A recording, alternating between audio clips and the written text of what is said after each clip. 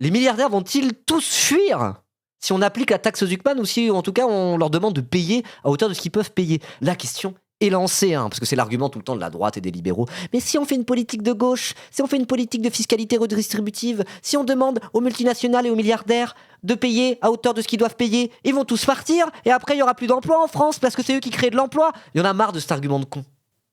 Je le dis clairement, il y en a marre. Et ça tombe bien, il y a des professionnels de l'économie, de la fiscalité et de la politique budgétaire qu'on fait une vidéo là-dessus. C'est bien sûr Argent Magique, Stupid Economics et Eureka qui produisent Argent Magique. Donc Gilles de Eureka avec Marino de Stupid Economics. Voilà. Marino et Eureka, Arnaud Gantier co-auteur, réalisation de Valentin Levetti et montage de Spleen LND. Produit par Stup Media, tout ça c'est la team Stup Media. Il y en a d'autres dans la team Stup Media, comme par exemple Burgalassi qui est chez eux maintenant. Vous remarquerez que c'est un petit peu le même décor que les vidéos de Checkpoint du Burgalassi. C'est normal, c'est littéralement tourné au même endroit chez Stupid Economics, chez Stup Media, qu'on salue bien sûr, les camarades de Stup Media.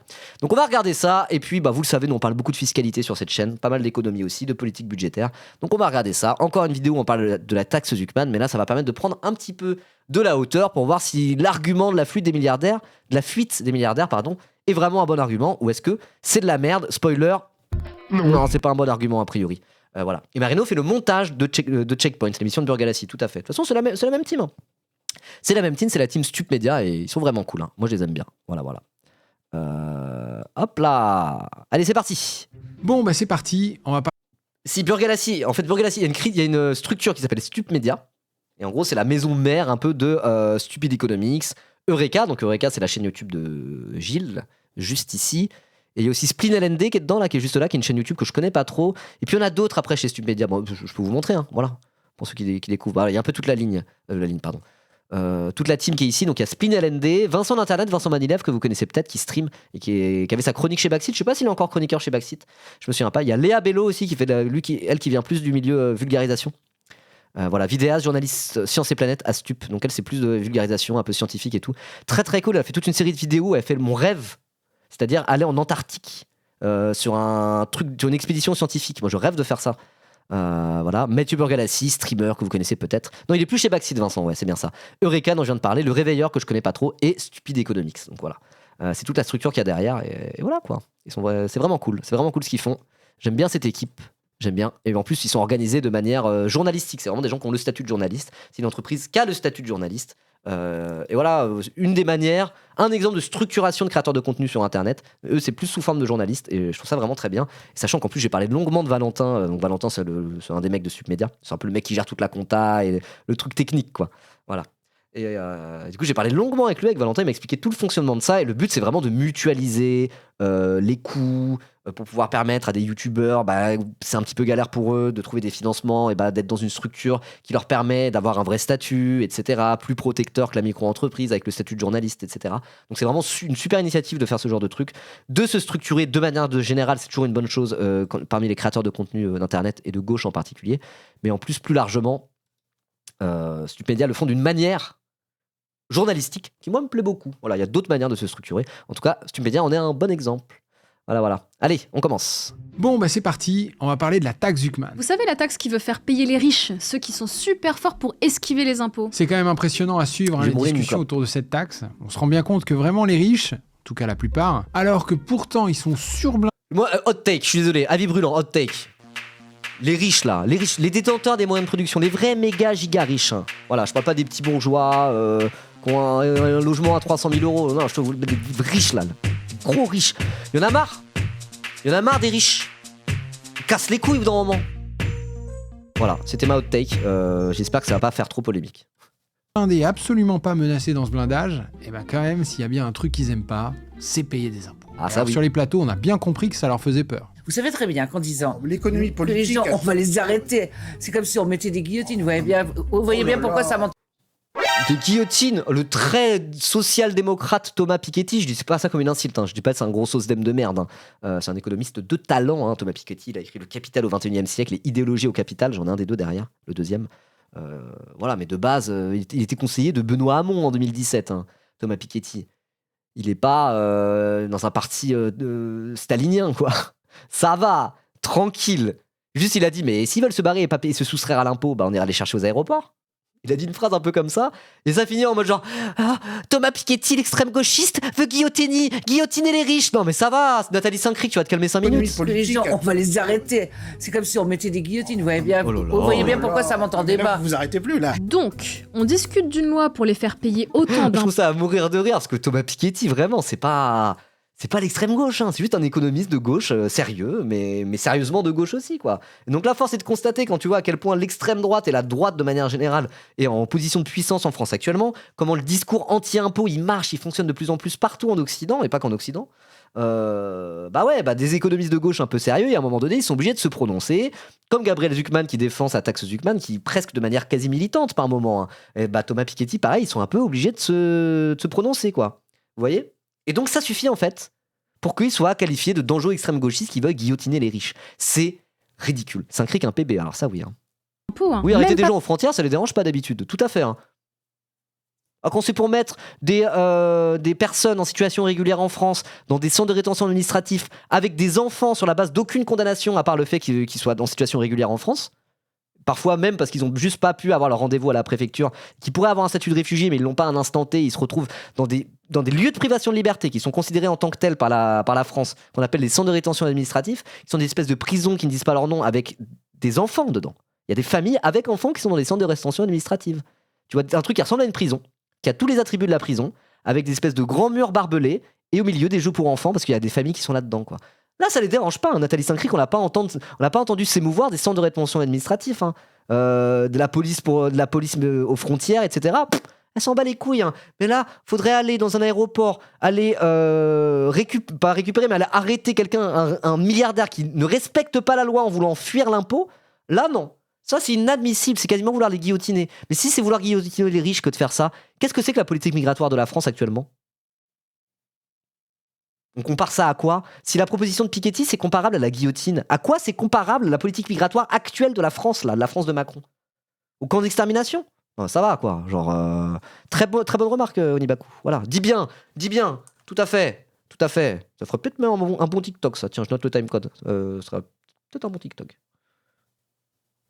On est où 3h18. 3h18. Immigration et exil fiscal. Je dis les termes. Ok. Pas plus, hein, juste autant d'impôts que nous, là, les gueux, et ça parle carrément de noté, cool. guillotine. Et après, on va dire que c'est nous qui exagérons. Le générique n'est toujours pas prêt. On écrit prêt ou prêt ? Je sais jamais. Bon visionnage. Oui, ils ont toujours pas fait leur générique. C'est marrant parce qu'ils ont déjà fait un générique temporaire sur la dernière. Et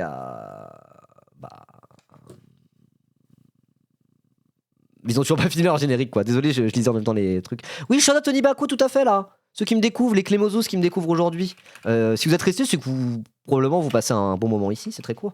On a un modérateur et ami qui s'appelle Onibaku TV, présent sur le chat actuellement. Voilà. J'ai mis un petit SO, une petite dédicace, n'hésitez pas à aller le follow aussi au passage. Voilà. C'est validé. Il est validé. C'est mon bras droit, conseiller et ami. Et il stream aussi. Il fait des lives très sympas en mode sur la CIA. Des lives préparés en avance, assez intelligents et un peu shitpost aussi. Voilà. Constat assez simple. Selon les estimations les plus avancées Il a un dont doctorat. on dispose, les 1800 Français les plus riches, ceux qui sont au sommet de la pyramide et dont le patrimoine est supérieur à 100 millions d'euros, paient proportionnellement à leurs revenus 2 fois moins d'impôts, taxes et cotisations que le reste des Français. Pour la lecture de ce graphique, les auteurs ont réparti l'ensemble de la population française dans des groupes de richesse, donc de ceux qui Ok. Average tax rates by income groups and for billionaires. Alors attention, l'échelle est logarithmique. Pour ceux qui me découvrent, j'étais prof de maths avant d'être streamer. Alors l'échelle n'est pas totalement logarithmique, mais elle devient logarithmique à partir de là. Voilà. C'est-à-dire que là, c'est les 95% des Français, ils vont jusque là. Après, à partir d'ici là où je mets ma souris, à partir de là, c'est les 1% les plus riches. Donc on a dû zoomer très très très très fort, de plus en plus zoomer très très fort sur la fin, pour voir l'effet régressif qu'il y a chez les très très très très riches. Là, c'est l'équivalent de l'impôt sur le revenu, quoi. Voilà. Alors on pourrait se dire, mais pourquoi c'est moins ici, là, chez les pauvres ? Parce que les pauvres profitent aussi de versements sociaux qui fait que quand on fait le calcul, voilà. Mais moi, je préfère être largement ici, hein, même si je paye plus d'impôts, logiquement, qu'un pauvre. Les 10% les moins riches, qu'être là. Hein. Voilà, c'est pas qu'une question d'impôts payés. touchent le moins de thunes à gauche, à ceux qui en touchent le plus, les milliardaires à droite. Vous voyez que le taux d'imposition total estimé grimpe petit à petit de 45% Ah non, c'est avant l'income tax. Ok, d'accord. pour les 10% les moins riches, jusqu'à arriver à 55% pour les 99,9% Ok, donc ça c'est le taux d'imposition général, c'est pas... Ok. les multimillionnaires.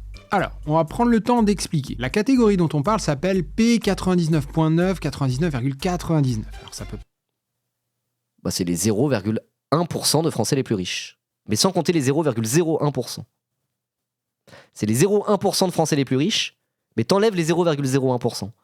Après ici, c'est les 0,01% de Français les plus riches, mais t'enlèves les 0,001%, etc., etc. Voilà. Ça paraît compliqué, mais en fait, c'est assez intuitif. Les deux chiffres correspondent à un plancher et à un plafond. On parle des gens qui font partie des 99,9%, donc des 52 557 Français les plus riches. Ok, ouais, les chiffres c'est mais mieux. Ils restent moins riches que les catégories du dessus, celles des 5256 Français les plus riches. ce sont eux, ces 5256 Français, qui commencent à payer moins d'impôts. Les 4730 premiers en paient 38%, les 473 du dessus sont rendus à 29%, et les 53 milliardaires ou quasi-milliardaires du sommet, là, eux, ils sont plus qu'à 27%. Ok.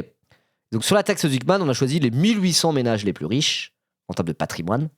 Parce que la taxe Zuckman, c'est basé sur le patrimoine. En gros, c'est pour corriger l'imposition plus par rapport aux revenus, mais en passant par le patrimoine. C'est ça qui est un peu contre-intuitif. Mais c'est là où c'est malin aussi. En mode, on n'arrive pas à faire des lois en se basant sur le revenu, et même les revenus type les dividendes. Vous voyez, même les revenus financiers, pas juste le salaire.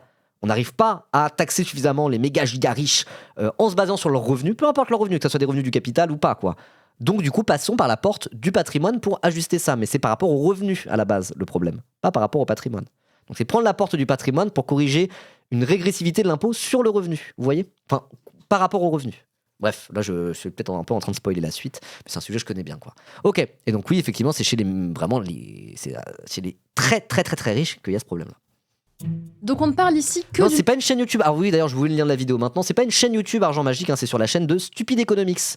Donc ils font d'autres émissions, hein, Stupid Economics, ils font pas que Argent Magique.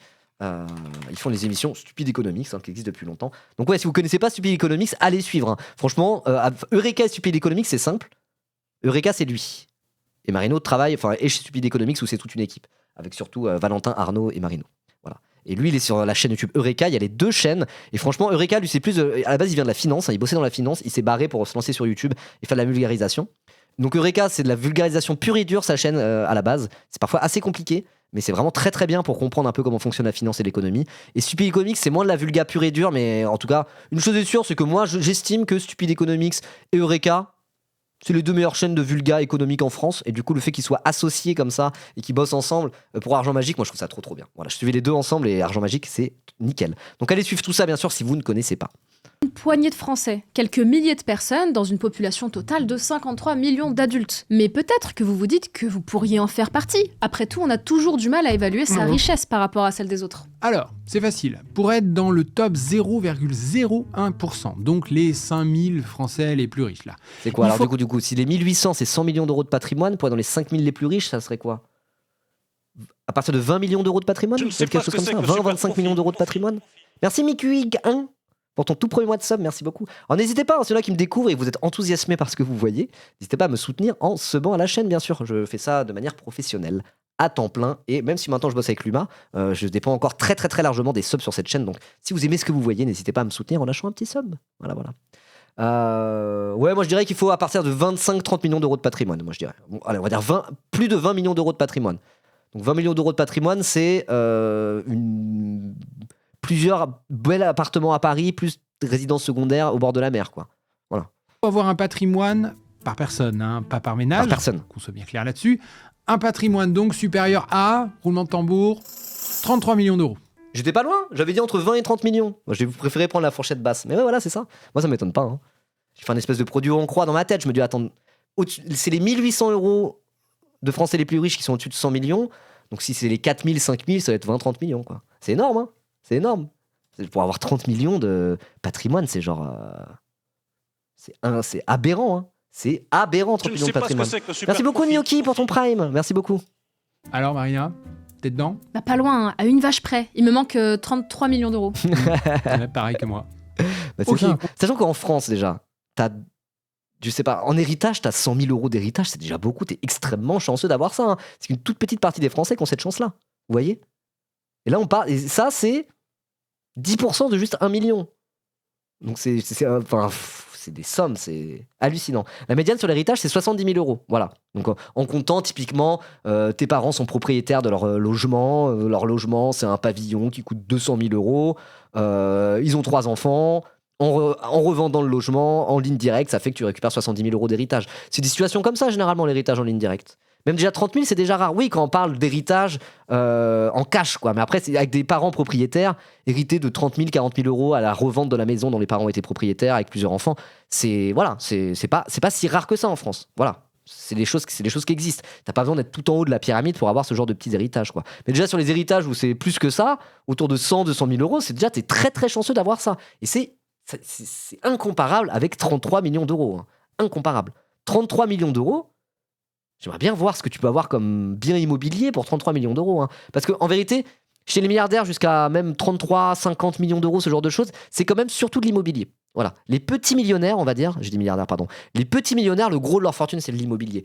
Je sais pas, une famille qui a 3, 4 millions d'euros de patrimoine, généralement, c'est du foncier. C'est de l'immobilier, c'est une belle maison de famille, des appartements, des trucs. C'est vraiment chez les très très riches, chez les milliardaires, ceux qui sont encore bien au-dessus de ça, où là, la fortune devient surtout financière, c'est surtout du capital, des parts dans des boîtes, des produits financiers, quoi. Voilà. Mais du coup, 33 millions d'euros, c'est en mode ta famille. Enfin, non, c'est pas par personne en plus, quoi. T'as 33 millions d'euros, t'as genre, mais tu vis dans un palace à Paris intramuros. Tu peux avoir une maison à Paris, plus d'autres trucs à côté, quoi. Tu peux avoir une maison dans le 15e arrondissement, plus une maison en bord de mer à Deauville, plus un appartement, un beau chalet à la montagne à Chamonix, plus encore d'autres trucs, quoi. Voilà. Tu fais partie du top français. Même chez les bourgeois, tout le monde n'a pas 33 millions d'euros de patrimoine. T'as d'authentiques bourgeois, ils sont très loin des 33 millions, quoi. Voilà. On a donc une situation d'injustice criante. Tous les Français paient à peu près pareil en L'hôtel impôts. particulier de Bernard Tapie, c'est 10 millions d'euros. 33 millions d'euros, voilà. Tu peux avoir un hôtel particulier en plein Paris avec ça. Taxes et cotisations autour de 50% de leurs revenus. On a même une progressivité de l'impôt. Les moins riches ne paient que 45%, tandis que les plus riches, en tout cas ceux qui n'ont pas plus d'une dizaine de millions d'euros de patrimoine, paient 55%. Mais pour les quelques milliers de personnes qui sont au-dessus, le taux d'imposition diminue. Ça veut dire qu'en proportion de leurs revenus, ils mettent moins d'argent dans la caisse que les autres. Donc là, attention, c'est en proportion de leurs revenus. Là, on disait 33 millions, machin bidule. Là, on parle de patrimoine. Patrimoine, c'est tout ce que tu possèdes. Après, si tu possèdes une usine, si tu possèdes une entreprise, c'est du patrimoine. Donc, il y a une partie de ton patrimoine qui possède du capital, par ailleurs. C'est ce qui permet de générer des revenus via l'exploitation de travailleurs, typiquement.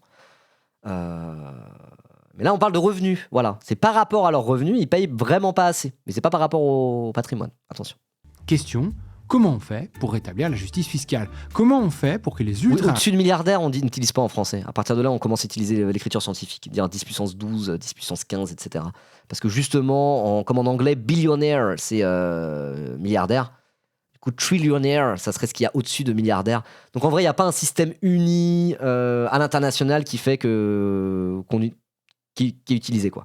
Donc au-dessus du milliard, on n'utilise plus de quoi que ce soit. On dit on est à 10 puissance 12, quoi. Voilà. riches paient leur part, comme tout le monde.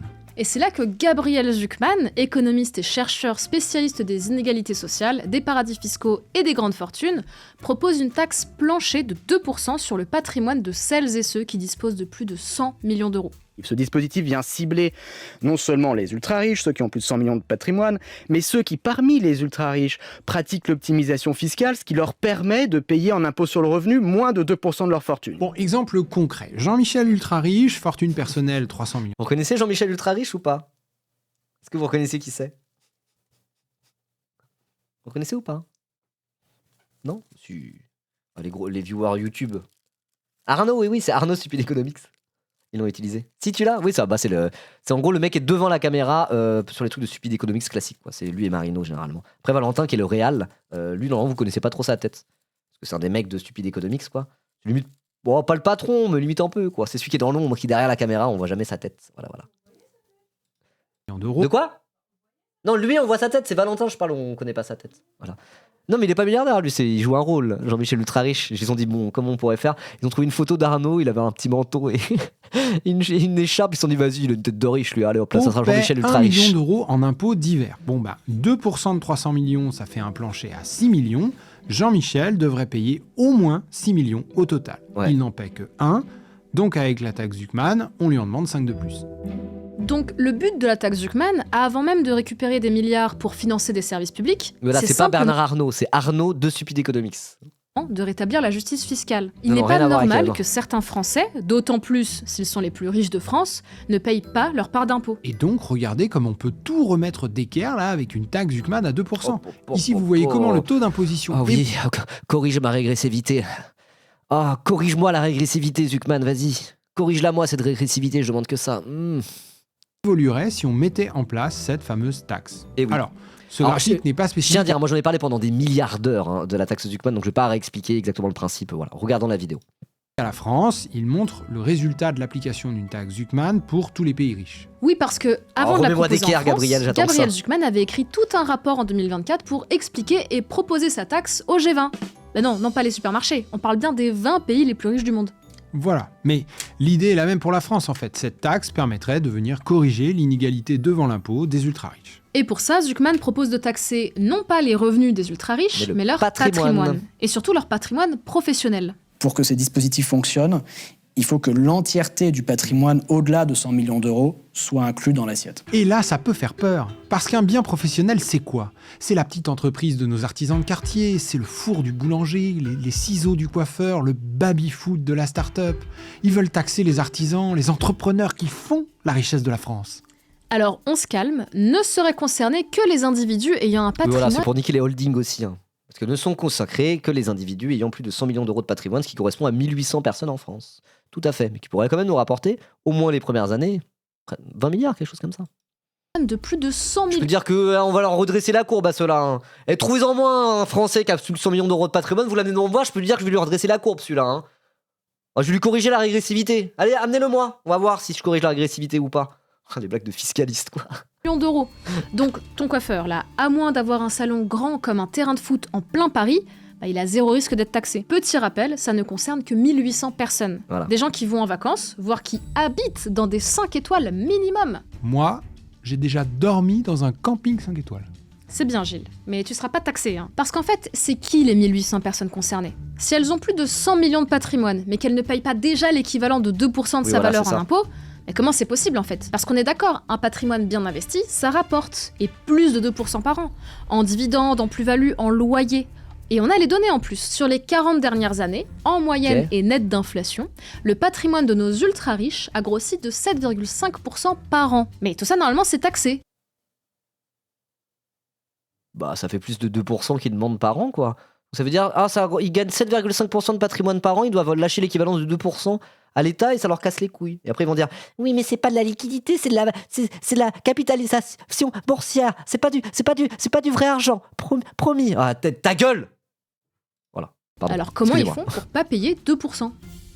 Les holdings. Bah oui, les holdings. Eh, je sais. Bon, alors, les holdings, accrochez-vous, mettez votre plus belle cravate, sortez votre stylo Montblanc, un petit carnet, et puis dans 5 minutes, on vous donne votre diplôme d'avocat fiscaliste. Vous allez voir, c'est accessible. Tout le monde peut le faire. Il faut partir du principe que l'imposition en France est principalement basée sur la Triforce. Oh, ça je connais la Triforce d'Irul. Force. C'est quoi les deux autres? J'allais dire. Force? C'est quoi les deux autres? Vous l'avez? Courage. C'est quoi le dernier? Je me souviens plus. Et sagesse. Je vais te donner la triforce du courage pour te protéger. Bon sang, qu'est-ce qu'on peut s'ennuyer ici? Mon petit. Je vais te donner la triforce du courage pour te protéger. Mon petit. Mon petit. Famille et patrie. Non, tu confonds Onibaku. La triforce. La triforce du travail, la triforce de la famille et la triforce de la patrie. Quelle horreur. Non. Sagesse. Courage. Bah là, c'est la Triforce de Bercy. Consommation, revenus et profit. Ah oui, non. Ok, d'accord. Donc c'est pas la triforce de Vichy. Ne pas confondre avec la triforce de Vichy qui... Ouais, faites gaffe avec ça. Ok. Consommation, revenu, profit. D'accord. C'est quoi? C'est ce qu'ils utilisent pour calculer le PIB et la croissance? Non, c'est un truc comme ça? Vous avez sorti une équation l'autre jour. Mais ça, je connais aussi. Il y a 3 gros endroits où l'État vient taxer pour se financer. Ah non, tout simplement, La ok. consommation, ça c'est essentiellement la TVA. Et oui, la taxe sur la valeur ajoutée. Mais aussi le TCIP, là. La taxe sur les carburants et je sais pas quoi, mais ouais. Laquelle les Oui. entreprises ne sont Oui, pas le bâtiment de Bercy, je le trouve très très bien aussi. soumises. Gardez ça en tête, ce sera important pour la suite. Ensuite, il y a évidemment les revenus, alors impôt sur le revenu, mais aussi CSG et puis cotisation sociale. Et pour finir... Alors ça, oui. La cotisation sociale n'est pas un impôt. C'est un prélèvement obligatoire, oui, mais ce n'est pas un impôt. La CSG, ça dépend selon le droit français ou européen. Mais bon, voilà, alors, c'est pas censé des impôts parce que ça va dans la sécurité sociale et l'État n'est pas censé choisir et mettre ses pattes dans ce qui se passe dans la sécurité sociale, normalement. Historiquement, c'est comme ça que c'était en France. L'argent des cotisations des travailleurs et aller dans la caisse de sécurité sociale n'est pas censé. Et l'État avait rien à dire. Mais du coup, avec la création de la CSG, justement, qui est un impôt sur le revenu, mais qui au final va pour la sécurité sociale, et bah c'est à partir de ce moment-là qu'il y a commencé à y avoir le projet de loi de financement de la sécurité sociale, en plus du projet de loi de finances tout court, quoi. Voilà. Donc maintenant, ils ont aussi les plans sur la sécurité sociale. L'État peut mettre ses sales griffes dans les caisses des travailleurs. Des travailleurs! Et ça, quand même, c'est problématique. Mais toujours est-il que voilà, impôt ou pas impôt, ça reste des prélèvements obligatoires, tout ça. Et donc, effectivement, tout ça, c'est sur les revenus. Il y a les profits. Ça, c'est l'impôt sur les sociétés. Oui. Alors, le saviez-vous ? Sociale. Et pour finir, il y a les profits. Ça, c'est l'impôt sur les sociétés.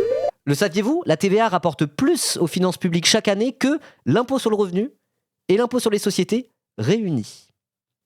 Et bien plus. Je sais plus exactement les chiffres en tête, mais genre, tu prends l'impôt sur le revenu et l'impôt sur les sociétés, tu fusionnes toute l'assiette, là, tout ce que ça te rapporte, tu peux encore augmenter d'un bon 50% avant d'arriver à ce que rapporte la TVA aux finances publiques, quoi. Donc ça veut dire que le français moyen, y compris pauvre, que tout le monde paye exactement, rapporte plus aux finances publiques que l'impôt sur le revenu et l'impôt sur les sociétés. Si Zdaril, alors si tu dis non, c'est peut-être que tu parles du budget de l'État. Le truc, c'est que la TVA... Non, mais je parlais pas de la CSG. Ben oui, je parlais pas de la CSG. Je disais juste l'impôt sur le revenu et l'impôt sur les sociétés. Oui, voilà, c'est ça. Je parlais pas de la CSG. Quand tu rajoutes la CSG à l'impôt sur le revenu et à l'impôt sur les sociétés, ça fait plus que la TVA. En gros, la TVA, c'est ce qui rapporte le plus. CSG, cotisation sociale, ça rapporte beaucoup aussi. Hein. Quand tu regardes, attends, que je réfléchisse. En vrai, les cotisations sociales, c'est limite une enveloppe encore plus grosse que la TVA. Mais les cotisations sociales, c'est un peu à part pour le coup. Cotisation sociale, c'est pas un impôt, tu vois. Mais sinon, en tout cas, la TVA rapporte plus que la CSG, et la CSG rapporte plus que l'impôt sur le revenu et l'impôt sur la société. Voilà. Mais impôt sur les sociétés et impôt sur le revenu, tu mets les deux ensemble, c'est moins que la TVA. Sachant que la CSG, tout le monde en paye, tous les travailleurs payent de la CSG, même un travailleur au SMIC, alors qu'un travailleur au SMIC ne paye pas d'impôt sur le revenu parce qu'il est trop pauvre. C'est que 50% des ménages français qui payent un impôt sur le revenu. Enfin, mais ceux qui travaillent ou ceux qui ne travaillent pas, peu importe. Pourquoi ? Parce qu'en plus, il y a tout un système d'abattement, etc., qui fait qu'à peu près 50%, la moitié des ménages en France, ne sont pas assujettis à l'impôt sur le revenu. La CSG, c'est tous les travailleurs, sans exception, et pas que les travailleurs, aussi les retraités et aussi les chômeurs. C'est un peu le but, d'ailleurs, de l'existence de la CSG, c'est d'avoir une assiette plus large que simplement les cotisations sociales des travailleurs. Donc, tout le monde paye de la CSG en France. Voilà. Chômeurs, retraités pauvres, smicards, tu payes de la CSG. Donc, c'est pour ça. L'impôt sur le revenu, c'est bien parce que quand t'es pauvre, t'as pas à en payer. C'est progressif. La CSG, c'est nettement moins progressif que l'impôt sur le revenu. Et pourtant, c'est un impôt sur le revenu qui ne dit pas son nom. Tout à fait, Isdaril. Parce que c'est un impôt sur le revenu qui sert à financer la sécurité sociale et qui est beaucoup moins progressif que le vrai impôt sur le revenu. Voilà. Bref, cotisation sociale, voilà, c'est 394 milliards à peu près. TVA 200 milliards. L'impôt sur le revenu, seulement 90 milliards. Tout à fait. Et tu rajoutes impôt sur plus IR, impôt sur le revenu plus impôt sur les sociétés, c'est moins que la TVA. Après, attention, la TVA, il y a plusieurs moyens de la calculer. Il y a soit tu calcules combien ça rapporte, soit quand tu regardes le budget de l'État, en fait, la TVA, c'est sous-estimé. Parce qu'en fait, la TVA, elle est splittée en parties. La TVA n'est censée être allouée qu'au budget de l'État, mais là, on utilise la TVA pour colmater le trou de la sécurité sociale. Et donc, quand tu regardes la part de TVA dans le budget de l'État, ça paraît pas tant que ça, mais parce qu'il y a peut-être la moitié de la TVA, quelque chose comme ça, qui part dans les caisses de la Sécu. Et ça, c'était pas prévu non plus à la base. Voilà. Oui, c'est le PS qui a inventé cette merde de CSG. Alors après, il y avait des raisons à ça. C'est Rocard. Voilà, c'est écrit sous Rocard. Bref, voilà, on va continuer. Mais vous voyez, moi, je m'intéresse à la fiscalité. Et donc, pour éviter tous les gros impôts, il suffit d'éviter ces 3 choses. Mais ça n'a pas l'air évident, parce que moi, pour vivre, je consomme. Pour consommer, j'ai des revenus. Et si j'ai une entreprise, le but, c'est qu'elle fasse des profits. Et pourtant, grâce au holding, il y a moyen de se débrouiller. Imaginez que j'ai hérité de la poissonnerie de mes parents et que j'ai fondé un cabinet de logiciels de gestion de poissonnerie. Pour combiner ces 2 activités, je peux créer une holding, c'est une entreprise mère, qui possède les 2 autres entreprises, ses filles. Cette holding va être un genre de chef d'orchestre. Elle va ordonner à ses filles de faire bouger la thune comme elles le souhaitent. Ok. Donc évidemment, je peux ordonner via ma holding que les boîtes se facturent les unes les autres. Par exemple, la poissonnerie paye un abonnement de logiciel à l'autre boîte. Mais surtout, je peux faire remonter les profits de la poissonnerie dans la holding pour ensuite soit combler les pertes de mon... Ouais, mais là, on parle des impôts sur les entreprises avec ou théorique sans exonération. Non, tu regardes l'exercice comptable, on va dire, de l'État Enfin, des finances publiques sur une année, c'est sur la base de ce chiffre-là dont je parlais. Voilà, t'as des documents de la DGFiP qui disent bon, bah, en 2024, on a collecté tant de TVA, tant d'impôt sur le revenu, tant d'impôt sur les sociétés. Et bah, la TVA, c'est supérieur à l'impôt sur le revenu et l'impôt sur les sociétés réunis. Mais c'est pas en regardant les taux d'imposition, ça devrait être ça. Non, c'est en regardant les documents de la DGFiP sur la base d'une année passée, quoi. Voilà. Entreprise de logiciels, ou même pour investir dans n'importe quoi d'autre, genre les actions du CAC 40. Ok, donc, la masse de thunes gagnée par les deux entreprises remonte dans la holding, qui en fait ce qu'elle veut. Et après ? Et bah c'est simple, il suffit que je me verse uniquement ce dont j'ai besoin pour consommer. Tout le reste, donc mon épargne, je la garde en cash dans ma holding ou je l'investis en passant par elle. Et c'est tout ? Tu laisses l'épargne dans la holding ? Mais elle est où l'optimisation là ?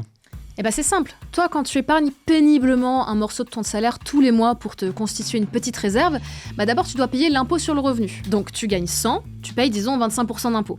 Il te reste 75. T'as besoin de 50 pour vivre, donc tu peux épargner 25. Mais moi, je gagne 10 000 et j'ai besoin que de 200 pour vivre. Et oui. Donc je me verse 364. Bon, là, c'est les chiffres au pif. Hein, je reste quand même multimillionnaire, donc je paye 45% d'impôt là-dessus, la tranche maximale. Et bah, il me reste bien 200 pour vivre. Mais tout le reste, les 9 636, bah, j'ai pas été imposé dessus. Regarde un peu, toi, ton taux d'imposition total, il est de 25%. Mais moi, en ayant payé 164 d'impôts sur 10 000 de revenus, bah, mon taux d'imposition effectif, c'est de 1,6%. Ok. Vous avez compris ou pas ?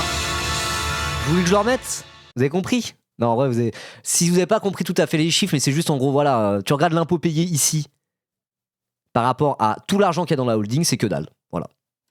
4 d'impôts sur 10 000 de revenus, bah, mon taux d'imposition effectif, c'est de 1,6%. Ah non, tu te verses 364, t'es même pas imposable en vrai. Oui, mais quand tu verses 100 € aussi, c'est juste pour prendre des chiffres simples. Voilà. Pour prendre des chiffres simples. En vérité, non, c'est. Voilà. Et c'est pour le calcul, ils ont pris des trucs vraiment. Ils ont même pris la fourchette haute. Parce que la tranche de 45%, c'est la dernière tranche marginale d'imposition au-dessus d'une dernière somme.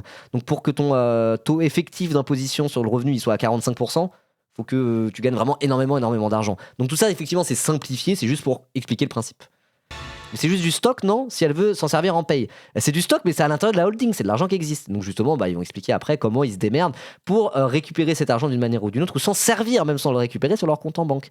Et notamment, c'est ce qu'il disait juste avant, l'argent qu'il y a dans la holding, après tu peux l'investir en finance. Voilà, sous forme de produits financiers, etc., etc. Puis après, tu peux te servir tout ça pour acheter d'autres choses, et tout ça se retrouve sur les marchés financiers, quoi. Voilà. Donc c'est ça l'arnaque. Le gros de l'injustice, il vient de là. Les ultra-riches ne passent pas par la case impôt sur le revenu avant de pouvoir épargner. Alors que vous, oui. Vous êtes imposé sur l'ensemble de vos revenus qu'ils servent à consommer ou à épargner. Mais on peut encore aller plus loin. Parce voilà, que exactement, finalement... c'est pire que de l'argent, c'est du capital. Alors oui, c'est pas de l'argent qu'ils ont sur leur compte.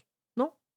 C'est de l'argent qu'ils peuvent utiliser pour racheter une usine et faire travailler des gens dans leur usine pour après voler leur plus-value et puis le rajouter encore plus de capital. Donc c'est encore pire, effectivement, c'est pire que de l'argent, c'est du capital. Tout à fait. Alors après, s'il faut redistribuer le capital plutôt que de l'argent, banger, hein. Si l'idée du coup derrière tout ça, c'est que effectivement c'est pas du vrai argent, c'est du capital et que du coup la taxe Zuckman c'est redistribuer le capital aux Français, moi ça me va, hein. Moi je suis vraiment pour, hein. Voilà. Quitte à être proprio d'entreprise, autant utiliser leur activité pour servir directement mon train de vie. Comme ça, je peux encore réduire le montant que je me verse pour consommer. Ouais, enfin, tu vas faire quoi ? Manger les poissons de ta poissonnerie, aller chercher les gamins à l'école avec le van de la boîte, dormir dans la chambre froide ? Ça fait pas rêver cette histoire. Et pourtant, c'est bien ça le plan.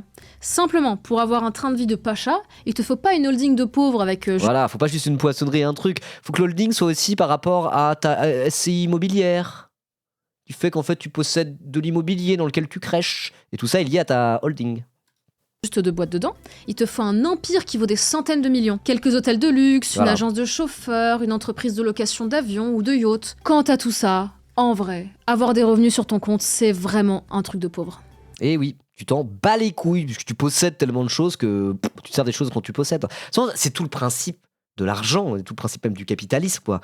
L'argent c'est utile parce que tu peux le dépenser pour posséder des choses derrière. On t'a donné 1000 €, t'es en mode genre ouais j'ai 1000 €, tes 1000 €, c'est 1000 € parce que ça correspond à une valeur d'échange, quoi. On te donne 1000 €, c'est pas juste en mode je suis content, j'ai 1000 €. Si tes 1000 € tu les dépenses pas, ça sert à rien. Si on donne 1000 € et qu'avec t'achètes le dernier iPhone, là t'es en mode genre ouais, j'ai le dernier iPhone. Mais le but, la finalité d'avoir des sous, c'est d'acheter des choses. Même je veux dire, dans le simple cadre de la consommation toute simple de vous et moi, c'est déjà le cas. Je veux dire, c'est pareil à une plus grosse échelle. Un milliardaire, le but, c'est pas juste d'avoir 1 milliard d'euros sur son compte, c'est de posséder des choses dans la société qui correspondent à 1 milliard d'euros. C'est-à-dire posséder plein de choses. Un milliardaire, c'est parce qu'il possède des hôtels entiers qu'il est milliardaire. C'est pas parce qu'il est milliardaire en cash. Ça n'a aucun sens que de réfléchir comme ça. Voilà. Alors du coup, on peut se poser la question, mais oui, mais alors du coup, si tu veux redistribuer tout ça sur la base de la fiscalité, c'est pas de l'argent, tu peux pas redistribuer un hôtel de luxe, tu peux pas redistribuer un yacht, tu peux pas redistribuer une usine. Et moi, la réponse que j'ai à dire, c'est si tu peux. Tu peux redistribuer une usine. Tu l'expropries au propriétaire de l'usine et tu la partages entre les différents travailleurs qui font tourner l'usine. Voilà. Mais bon, ça s'appelle le communisme, du coup, fatalement. Évidemment, en Et théorie... c'est ça que j'aime bien avec la taxe Zuckman, c'est qu'on va un peu au fond du problème. Certes, c'est une taxe, certes, on parle de fiscalité redistributive, mais en fait, quand tu vas au fond du sujet et que tu essayes de comprendre un peu, tu te retrouves à parler de capitalisme, quoi. Et est-ce que c'est d'être milliardaire? Est-ce que c'est que du capital et du patrimoine? Est-ce que c'est justement du patrimoine? À un moment donné, c'est tellement gros un patrimoine, ça se transforme en capital, vous voyez? Et donc, moi, j'aime bien ce sujet-là pour ça. Voilà. Bon, après, je me répète un peu, ceux qui me suivent depuis longtemps, là, je me répète, c'est le truc que j'ai déjà dit. Merci Cindy Crochefort, merci beaucoup pour ton sub. Merci beaucoup.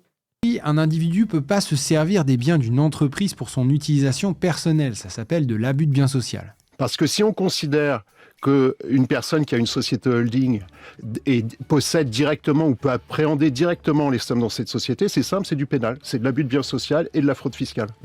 Voyez ? Mais quand le big boss est milliardaire et donc super puissant et connecté, quand il mélange systématiquement déplacements, boulot et vacances, quand potentiellement, dès qu'il passe un coup de fil, il bosse, quand les montages qu'il utilise sont ultra complexes, masqués par 4 sociétés écrans entre lui et le service qu'il utilise, comment tu vas réussir à prouver qu'il y a bien eu abus? C'est un des gros... mais ça, c'est toujours le même truc. C'est comme les... Pendant un moment, on parlait de ça avec les gros youtubeurs, vraiment les youtubeurs millionnaires, quoi. Parce qu'il y avait certains qui étaient en mode genre, mais moi je me verse 2000 balles par mois, pas plus, hein, je suis pas si riche que ça. Et par contre, à chaque fois, c'était en mode, vas-y que ça sort une vidéo en mode, je vous présente ma nouvelle cuisine. Bon, c'est pour faire passer leur nouvelle cuisine en frais de société, en fait. Et en fait, c'est de l'optimisation fiscale. Vous voyez? Donc là, c'est un petit peu pareil. En fait, ils trouvent des méthodes de dire, non, c'est professionnel, hein. Ah, moi, je bosse toute la journée, de toute manière. Donc je veux dire, aller crécher dans cet hôtel particulier qui m'appartient, c'est utile pour mon travail. Et en vrai, quand t'es milliardaire, ta séparation entre ta vie personnelle et professionnelle, de toute manière, c'est quelque chose de flou, quoi. Donc évidemment que ça joue sur cette limite, avec en plus une armée d'avocats fiscalistes prêts à te défendre et à rendre tout ça légal, quoi. Et ouais, c'est le métier des gens qui font du droit fiscal, hein. C'est être embauché par des méga riches pour être en mode, c'est bon, tu payes le moins d'impôts possible, tout ça est légal, c'est validé. Voilà, c'est littéralement ça, hein. C'est littéralement ça. Même les notaires, c'est ça, hein. C'est les notaires sur les successions. Ils pratiquent l'optimisation fiscale, c'est leur métier, hein, littéralement. Voilà. Oui, vie professionnelle, c'est vite dit. Mais si, c'est une vie professionnelle, c'est juste que c'est pas des travailleurs, c'est des capitalistes, mais c'est leur profession quand même, quoi. Voilà.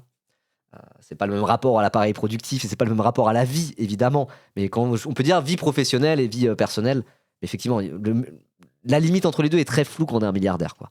Et voilà. J'ai pas dit vie de travailleur. On peut avoir une vie professionnelle. Moi, j'estime qu'ils passent quand même beaucoup de temps à faire fructifier leurs affaires et tout, hein. Bernard Arnault, faut pas croire qu'il se branle toute la journée, hein. Je pense qu'il travaille entre guillemets beaucoup, mais c'est pas du travail salarié, c'est pas du travail où il est exploité, donc c'est du travail qui est émancipateur pour lui.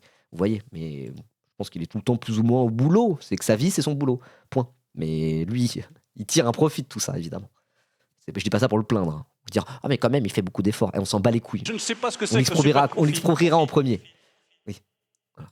Avantages de ces merci structures Apollo, juridiques merci beaucoup pour ton prime, let's go. S'il y a d'autres volontaires, n'hésitez pas, bien sûr. complexes. Les ultra-riches sont conseillés par des experts de la fiscalité qui vont les aider à penser leur structure de façon à vivre leur vie d'ultra-riche en ayant besoin du minimum de revenus. Pour les milliardaires, pour lesquels la quasi-totalité de leurs revenus, c'est des dividendes, ils ne payent pas d'impôt sur leurs revenus sur ces dividendes, parce que sur le papier, ces dividendes ne leur sont pas versés à eux, personnes physiques, mais à des sociétés holding qui n'ont comme autre fonction, pour l'essentiel, que de faire écran à l'impôt. Et même si c'est hyper difficile à prouver, et bah parfois oui, c'est ce qu'on appelle une société écran, littéralement, il y a un terme pour ça, c'est société écran, hein. Même choper.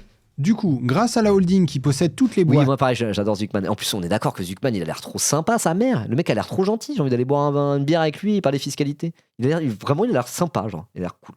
Fonction, pour l'essentiel, que de faire écran à l'impôt. Et même si c'est hyper difficile à prouver, et bah parfois ils se font quand même choper. Du coup, grâce à la holding qui possède toutes les boîtes et qui récupère tous les profits, ton épargne n'est pas taxée, pas ou peu d'impôts sur le revenu, mais en plus, si presque tout est acheté par des entreprises, il n'y a pas de TVA non plus. En pratique, comment ça se passe ? Ma holding va créer une entreprise, par exemple à Malte. Cette entreprise fait l'acquisition d'un yacht à 100 millions d'euros et le louer, ce qui va me rapporter des thunes. Mais, quand j'en ai envie... Attendez, Gabriel Zucman a un air de famille avec Besancenot, vous trouvez ? Ok. 2-3 semaines par an histoire de décompresser, je loue moi-même le bateau de ma boîte. De quoi, ça serait incroyable, une interview sur la chaîne ? Une interview de qui ? De Gabriel Zucman ? Par moi ? Moi ? Ok, d'accord, il se ressemble, j'avais jamais remarqué. Bah ouais, ça serait bien. Mais il devait y avoir un débat à l'UMA là ce soir. Gabriel Zucman versus Philippe Aghion, prix Nobel de l'économie. Et au final, c'était annulé au dernier moment. Je pense qu'il y en a un des deux qui a décommandé. Dommage. Sinon, on aurait pu les raids. Tarif préférentiel, évidemment. Ici encore, on va prendre un petit exemple numérique pour bien comprendre. Le yacht coûte 100 millions d'euros. Si vous êtes un contribuable normal, pour vous l'acheter, il vous faut un revenu de 182 millions. Pourquoi ? Parce qu'avant de pouvoir consommer, on l'a déjà vu tout à l'heure pour l'histoire de se verser des revenus ou pas là, il faut payer l'impôt sur le revenu à 45%, toujours la tranche maximale. On parle de millionnaires là.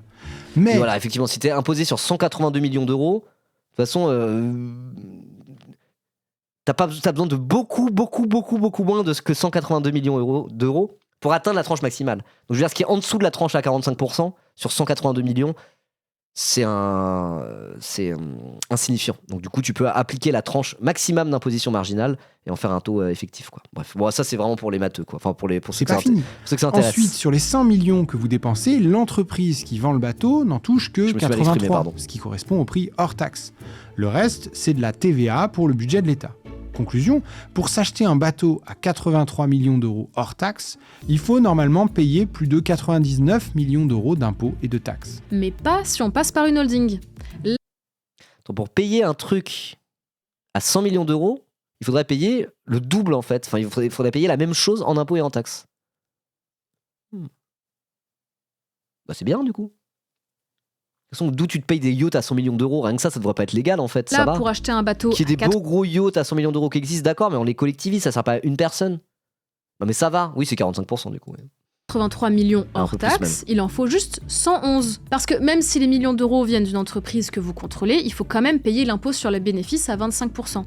Mais bon, 54% d'impôt dans le premier cas, 25% dans le deuxième, je pense que vous voyez bien l'intérêt. Oui, parce qu'on se dit en plus, oh là là, regardez, on doit payer deux fois autant d'impôts que le truc qu'on achète. Mais si tu prends un exemple pour un Français moyen, dans tous les cas, tu regardes le taux d'imposition par rapport à ton revenu réel, bah c'est déjà ça. C'est à peu près 50% de l'argent qu'on touche à un moment donné qui repart en impôts, quoi. Voilà.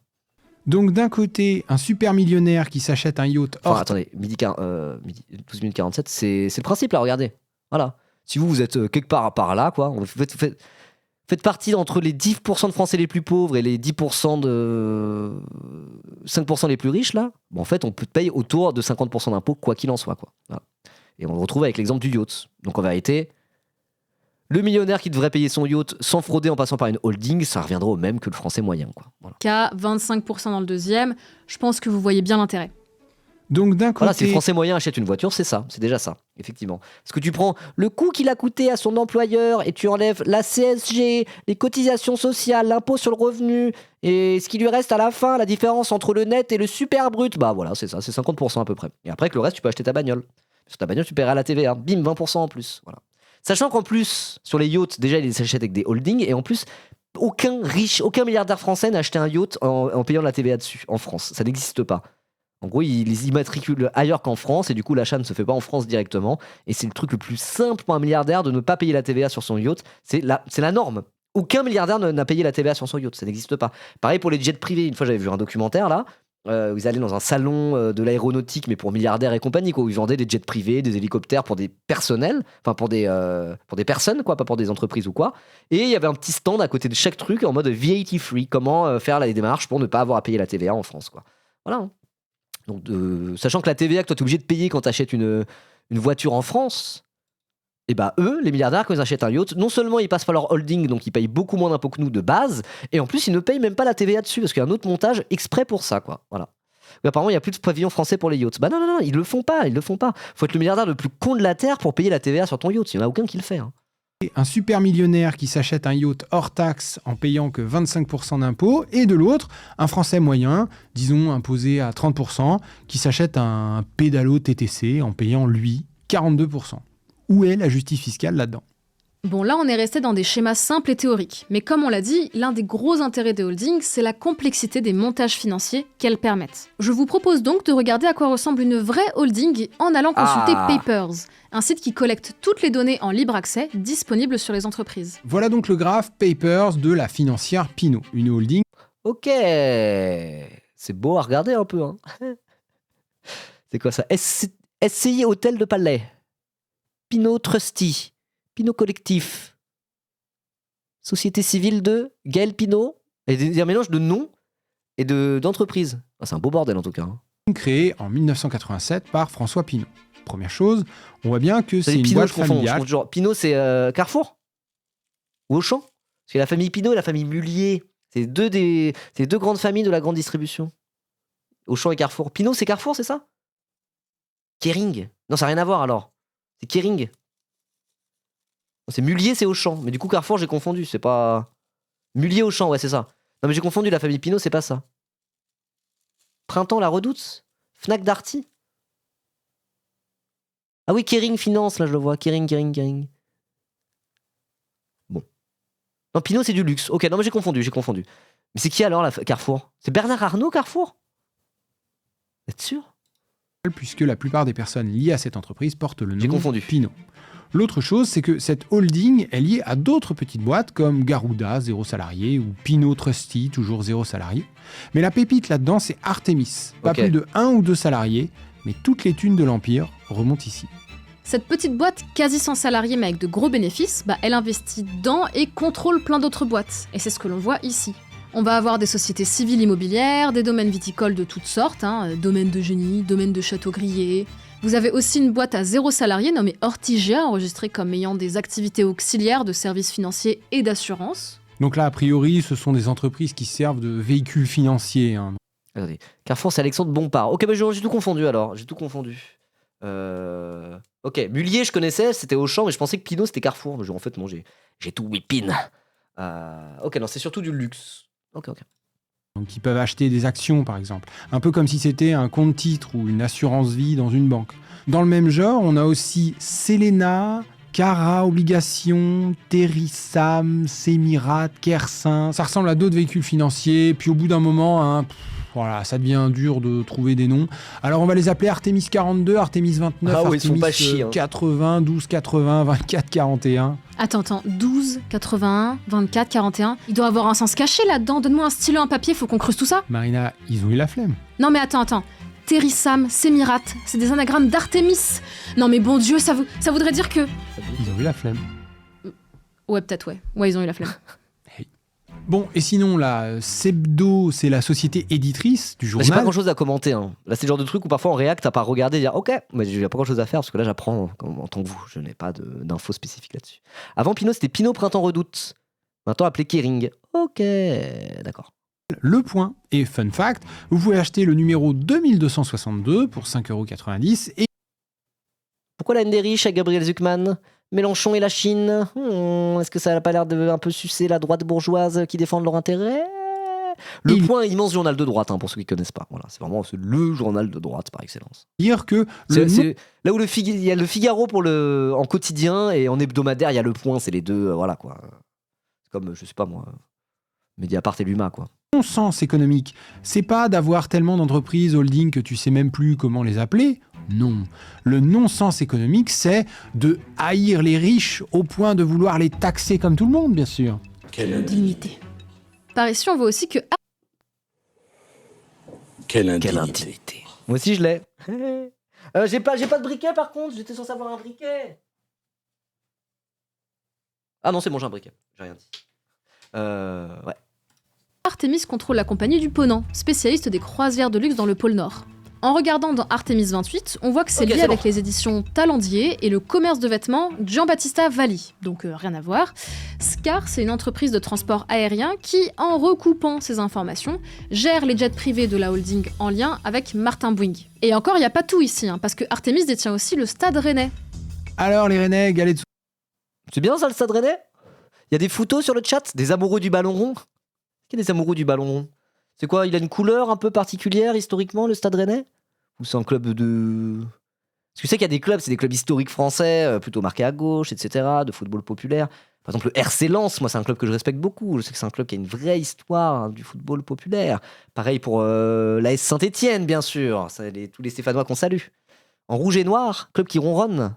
Ils ont des galets de saucisses, ça peut pas être mauvais. Non, mais ça, c'est juste la Bretagne, quoi. Mais il y a une histoire un peu sang et or. Il y a des fans du Stade Rennais ici? Vous avez pas honte? Vous avez pas honte? Non, je plaisante. Saucisse, je t'aime, là. C'est le gros club breton, un peu de droite. Ok. Mais il y a peut-être pas beaucoup de fans de foot ici. Ouais. Moi, j'ai habité toute ma vie en Ile-de-France, du coup, je suis un peu obligé de supporter le PSG. Hein.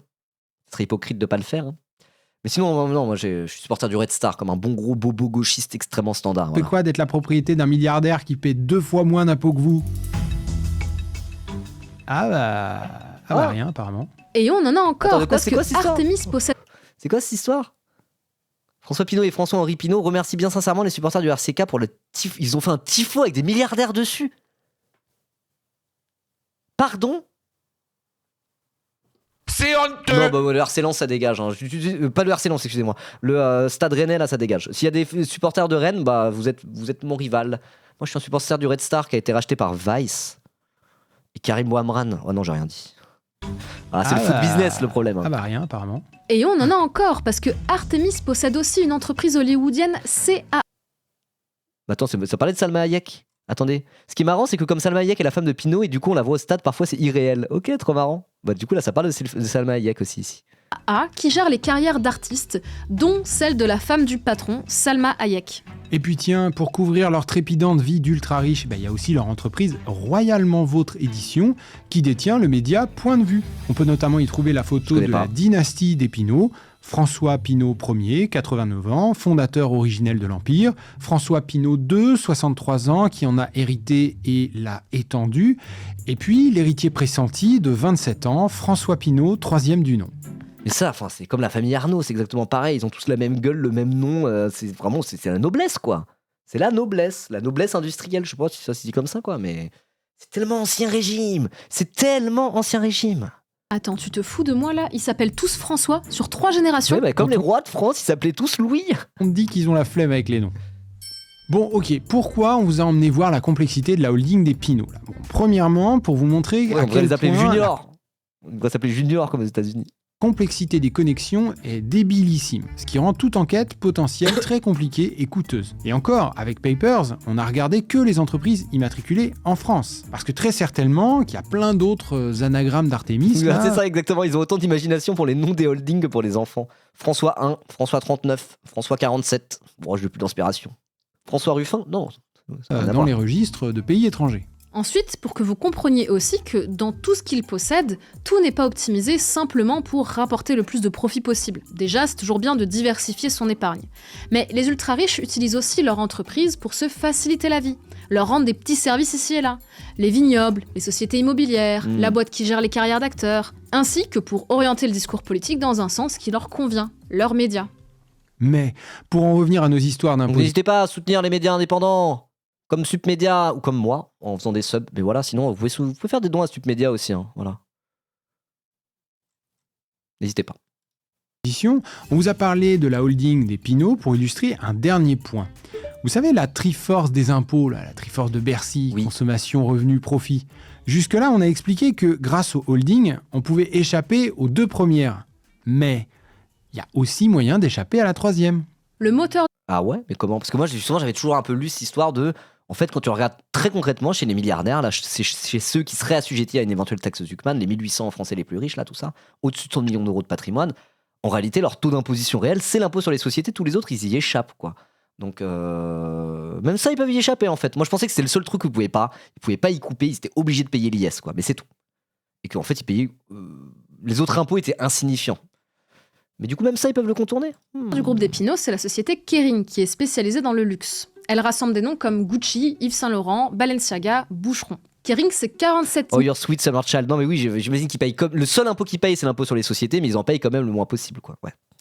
1000 Évidemment. collaborateurs pour un chiffre d'affaires de 17,2 milliards d'euros en 2024. Mais Kering, c'est aussi 1,2 milliard d'euros d'amende en 2019 pour fraude fiscale avec sa marque Gucci.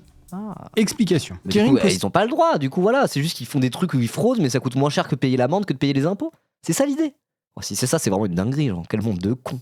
En vrai, c'est pas vraiment quel monde de cons, c'est que c'est les règles en fait, genre. C'est les règles, et l'État il s'en bat les couilles de ça, pourquoi ? Parce que, je le redis encore une fois, l'État bourgeois est l'outil de domination de la classe possédante sur les travailleurs. Voilà. Je leur dis une autre fois, c'est important. Hein. Voilà. C'est que tu dis, mais le jeu est truqué depuis le début ? Oui. Oui, le jeu est truqué depuis le début. Voilà. Alors après, l'État, c'est ambivalent. C'est aussi le garant des droits individuels et le garant des droits du travail, etc. etc. C'est aussi l'État-providence. L'État français, ça a aussi été l'État-providence au service des travailleurs à certains égards, vous voyez ? Mais c'est, à côté de ça, peut-être majoritairement, l'outil de domination de la bourgeoisie sur le prolétariat, n'est-ce pas ? C'est un peu les deux, quoi. C'est un peu les deux, mais bon, ça va plus dans une direction en ce moment, en tout cas. Ça, c'est clair et net. possède une boîte qui fabrique des lunettes bien qualies en Italie avec un joli logo Gucci dessus. Mettons que ça leur coûte 50 € la paire. Ok. Les prix sont indicatifs ici, c'est pas les vrais prix, on les connaît pas, c'est juste pour illustrer notre propos. Les lunettes de luxe qui ont coûté 50 sont vendues 51 € à une autre boîte basée en Suisse, à Cadempino, qui s'appelle LGI. Donc ici, on voit que l'entreprise italienne ne fait quasi aucun bénéfice. Normal, l'impôt sur les sociétés en Italie c'est 24%, c'est beaucoup trop. Ensuite, LGI vend ses lunettes Gucci à Gucci pour, attention, 440 € la paire. Gros bénéfice là. Et c'est normal parce que les profits en Suisse ne sont taxés qu'à 8%. Et finalement, Gucci vend les lunettes à 450 € avec une petite marge de 10 €, juste ce qu'il faut pour couvrir les salaires des vendeurs et les loyers des boutiques. Oui, parce qu'il y a un truc dont on n'a pas parlé jusque-là, c'est l'aspect international. C'est l'aspect où est-ce qu'elle est ta filiale ? Donc ils font plein de sociétés écrans pour se démerder à ce que en fait tout l'argent, toute la thune, tout le bénéfice, tout l'argent qu'ils génèrent reste en circuit fermé dans un espèce de holding et d'empire en final rattaché à cette holding. Mais là on partait du principe que c'était que des filiales françaises. Mais non. En plus de ça, là, dans toutes les petites bulles dans le graphique, il y en a plein qui sont absolument pas en France et qui du coup profitent d'autres taux d'imposition. Et tout ça est optimisé et géré pour payer le moins possible, quoi. Parce que là, on n'a même pas encore parlé du truc de. Mais non, en plus ils ont des boîtes aux lettres aux îles Caïmans pour payer 0% d'impôt. C'est qu'il y a ça qui vient se rajouter en plus à tout ce qu'on vient de dire. Aïe, aïe, La aïe. question c'est, J'y vais, j'ai adoré te découvrir après le raid de Clément. Tu es une nouvelle fan. Bah trop bien Marv Bibi, j'espère te revoir bientôt. Si tu peux offrir un sub à Marv Bibi pour fidéliser la clientèle. Merci beaucoup, ça fait plaisir ça. où est réellement située la valeur ajoutée dans cette histoire ? Kering dit que c'est en Suisse, mais évidemment qu'en vrai, elle se situe au niveau du savoir-faire des fabricants italiens. Et donc, l'immense majorité des profits devrait être située en Italie. D'où la condamnation de Kering en 2019. Mediapart avait obtenu un enregistrement de François Pinault qui admettait carrément déjà en 2016 que le montage risquait de leur péter à la gueule. Dans les groupes cotés comme nous, le sens de l'histoire, on le sait très bien d'ailleurs sur Cadempino et l'Italie, le sens de l'histoire, c'est qu'on ne peut plus s'amuser à faire de l'optimisation fiscale dans les paradis fiscaux. Ça va nous péter à la gueule. Eh bah, Quand ils s'en battent les couilles. Putain, on va plus pouvoir planquer notre thune dans des paradis fiscaux. Eux, quand ils parlent entre eux, ils le disent tel quel. Hein. Paradis fiscal, c'est pas un élément de langage de gauchiste. Hein. Mais moi, c'est marrant. C'est marrant parce qu'une fois, j'avais parlé, c'est quand j'étais en école d'ingénieur, j'avais parlé avec un gars. Et lui, c'était vraiment un mec qui pensait qu'il allait devenir riche en boursicotant. Il avait de l'argent de côté, je sais pas quoi. Il l'avait placé en bourse. Il se sentait plus pissé. Il était trop à la ramasse. Et une fois, j'avais parlé de paradis fiscal et tout. Il était en genre, mais tu sais pourquoi on parle de paradis fiscal ? En fait, on devrait pas dire paradis fiscal. C'est que la France est un enfer fiscal. Ah ouais ? Alors pourquoi le groupe Kering, pourquoi la famille Pinault, eux-mêmes, ils parlent de paradis fiscal pour planquer leur thune ? C'est que tu as les demi-habiles qui se prennent pour des boursicoteurs alors qu'ils sont totalement gaze. Mais au final, les vrais grands de ce monde, les vrais milliardaires, eux, ils sont d'accord avec les gauchistes. Ils sont en mode, bah ouais, c'est la lutte des classes et on va les baiser, les prolétaires, vous voyez. Et la fameuse phrase de, c'était qui ? Warren Buffett qui a dit, oui, la lutte des classes existe et nous sommes en train de la gagner. Voilà. C'est un milliardaire américain qui a dit ça. Donc c'est pour ça, quand tu vas vraiment dans le. T'as les espèces de demi-habiles qui pensent devenir riches un jour, qui croient en l'économie de marché et qui défendent des milliardaires alors qu'en vérité. Ils parlent même pas comme les milliardaires. Les milliardaires ont au final une vision du monde plus proche de celle des gauchistes qui croient à la lutte des classes, etc. Parce que eux, ils la pratiquent, quoi. Ils la pratiquent de manière offensive. À côté de ça, t'as des gens de classe moyenne sup qui pensent qu'ils peuvent devenir millionnaires et qui sortent des arguments que même les milliardaires n'utilisent pas eux-mêmes, quoi. Et ça, je trouve ça fascinant. Je trouve ça fascinant et un peu à vomir aussi, mais je sais pas. Voilà. Après, Warren Buffett, c'est un milliardaire de gauche, je crois. Oui, voilà, c'est pas le pire, c'est pas le pire. Voilà. C'est comme George Soros, moi j'aime bien George Soros. Il finance des ONG pour détruire la race blanche, moi j'aime beaucoup. Bien vu, les gars. Ce genre de manipulation des prix de facturation intra-groupe, là, c'est un classique pour délocaliser les profits dans des pays qui les taxent le moins. Romain Et donc, Extrait, il a failli dire évasion. Ah ouais? J'ai même pas entendu. Il s'est retenu, alors qu'il était même pas. Ah oui, c'est que même entre eux, ils essayent de faire des efforts. Bon, faut arrêter de dire évasion. On va plutôt dire optimisation. le montage Attendez. risquait de leur péter à la gueule. Je remets. Dans les groupes cotés comme nous, le sens de l'histoire, on le sait très bien d'ailleurs sur Cadem Pino et l'Italie, le sens de l'histoire, c'est qu'on ne peut plus s'amuser à faire de l'optimisation Oui, effectivement, il s'est corrigé. fiscale dans les paradis fiscaux. Aïe. Ça va nous péter à la gueule. Alors, Eh bah, bien vu, les gars. Ce genre de manipulation des prix de facturation intra-groupe, là, c'est un classique pour délocaliser les profits dans des pays qui les taxent le moins. Ah, et c'est ce qu'on donc, disait. pour échapper au dernier morceau de notre fameuse Triforce de Bercy. Alors, ok, Kering s'est fait choper pour ses lunettes, mais est-ce qu'il y aurait pas d'autres optimisations frauduleuses dans ce groupe? Ou même dans d'autres groupes? Mais c'est un secret. Non, je pense pas. Non, ils se sont fait pincer. Voilà, c'est comme les violences policières. C'est quelques policiers qui n'ont rien à faire là. Non, c'est pas du tout systémique, bien sûr. C'est uniquement Kering. Ils ont merdé une fois. Bon, ça arrive, voilà. Les autres, ils sont réglo. Ils créent de l'emploi. Non, évidemment, je rigole. Hein. C'est la norme. Hein. C'est totalement la norme. Ah merde, attendez, bougez pas. On est à combien? 19,47. Ah non, je voulais vous remettre le lien de la vidéo. Putain, attendez, je le copie ici. Copier, voilà. On regarde le dernier épisode d'Argent Magique, bien sûr. Sur la taxe Zuckman et les milliardaires et l'optimisation fiscale. Et enfin, franchement, Argent Magique, ils font un travail de ouf. Hein. C'est trop bien, c'est vraiment de la vulgarisation scientifique, économique, qui glisse toute seule, bien orientée à gauche comme il faut. Moi, franchement, je suis vraiment le public de ce contenu, quoi. De Polichinelle, évidemment que ça optimise / fraude dans tous les sens pour échapper à l'impôt sur les sociétés. Gabriel Zuckman a participé à démontrer ce point en faisant le ratio entre profit déclaré des entreprises et nombre d'employés dans ces entreprises. L'excédent de profit se retrouve systématiquement dans des pays avec des taux d'impôt sur les sociétés avantageux comme Puerto Rico, l'Irlande, le Luxembourg, Hong Kong, la Suisse. Non mais c'est fou ça. Le nombre d'entreprises locales en bleu par rapport au nombre d'entreprises étrangères. Et là, en plus, ils ont... À la fin, ils ont coupé un bout de la barre, quoi. En fait, ça monte à 1475%. Waouh. Etc. Ce qui montre que les groupes Ah non, délocalisés... c'est la profitabilité, c'est encore plus. C'est les bénéfices que font les entreprises étrangères par rapport aux bénéfices que font les entreprises locales. Donc là, en fait, les bénéfices des entreprises étrangères à Porto Rico, c'est incomparable aux vrais bénéfices qui sont faits par les entreprises locales, quoi. C'est que Porto Rico, tous les bénéfices déclarés là-bas, c'est que des sociétés écrans de multinationales européennes et américaines, quoi. Mais là, quand tu vois ça, t'as genre, ah oui, ok, d'accord, ok. Alors que nous, dans des économies qui ne sont... La France, c'est moitié-moitié quand même, parce qu'il y a des boîtes étrangères en France, etc., quoi. Mais sinon, c'est plus de l'ordre du moitié-moitié, quoi. C'est équilibré, quoi. Mais là, waouh! C'est là que tu vois que la Belgique est un petit paradis fiscal. Les Pays-Bas est aussi un petit paradis fiscal. Et il y a l'Irlande, j'imagine, qui est là. Ouais, voilà, l'Irlande, c'est carrément un paradis fiscal. Et là, c'est Porto Rico sur cet exemple-là, mais j'imagine que quand tu prends il y a encore pire, là. Je sais qu'il y a des îles dans les Caraïbes où c'est vraiment en mode, c'est uniquement des paradis fiscaux. Il n'y a rien d'autre, quoi. C'est des trucs, t'as des grands immeubles avec des boîtes aux lettres, quoi. Voilà. Porto Rico. Mais je pense qu'il y a pire que Porto Rico, genre des trucs en mode... Les îles Caïmans, voilà, c'est ça. Les îles Caïmans, par exemple, ce genre de truc, quoi. Et le Luxembourg aussi. Bah, le Luxembourg, c'est comme l'Irlande, hein. C'est pas pire que l'Irlande, c'est à peu près pareil. Juste que l'Irlande, ils ont quand même une économie réelle qui est représentée en bleu ici. Mais c'est aussi un immense paradis fiscal avec une vraie économie réelle qui est représentée là. Vous voyez, locale. Le Luxembourg, l'économie réelle et locale, elle est toute petite parce que c'est un tout petit pays. Mais par contre, c'est vraiment un gros paradis fiscal. Enfin, que l'Irlande serve autant d'optimisation fiscale, c'est quand même un grand pays, l'Irlande. C'est pas, voilà. Le Luxembourg, il est minuscule, quoi. Et pourtant, quasiment autant de bénéfices d'entreprises étrangères réalisés au Luxembourg qu'en Irlande, alors que c'est beaucoup plus grand, l'Irlande. Donc le Luxembourg, c'est encore plus un paradis fiscal, quelque part, même s'il est un peu moins utilisé. Voilà. Dans des sociétés écrans. Mais après, justement, les multinationales et les grosses boîtes machin bidule, ils ont des montages fiscaux, en fait. Ils sont en mode, attends, faut pas en mettre trop en Luxembourg, parce que sinon ça va se voir. Donc il en faut un peu en Irlande, un peu en Luxembourg. Tout ça est diversifié et fait de manière à ce que ça soit légal et optimisé, quoi.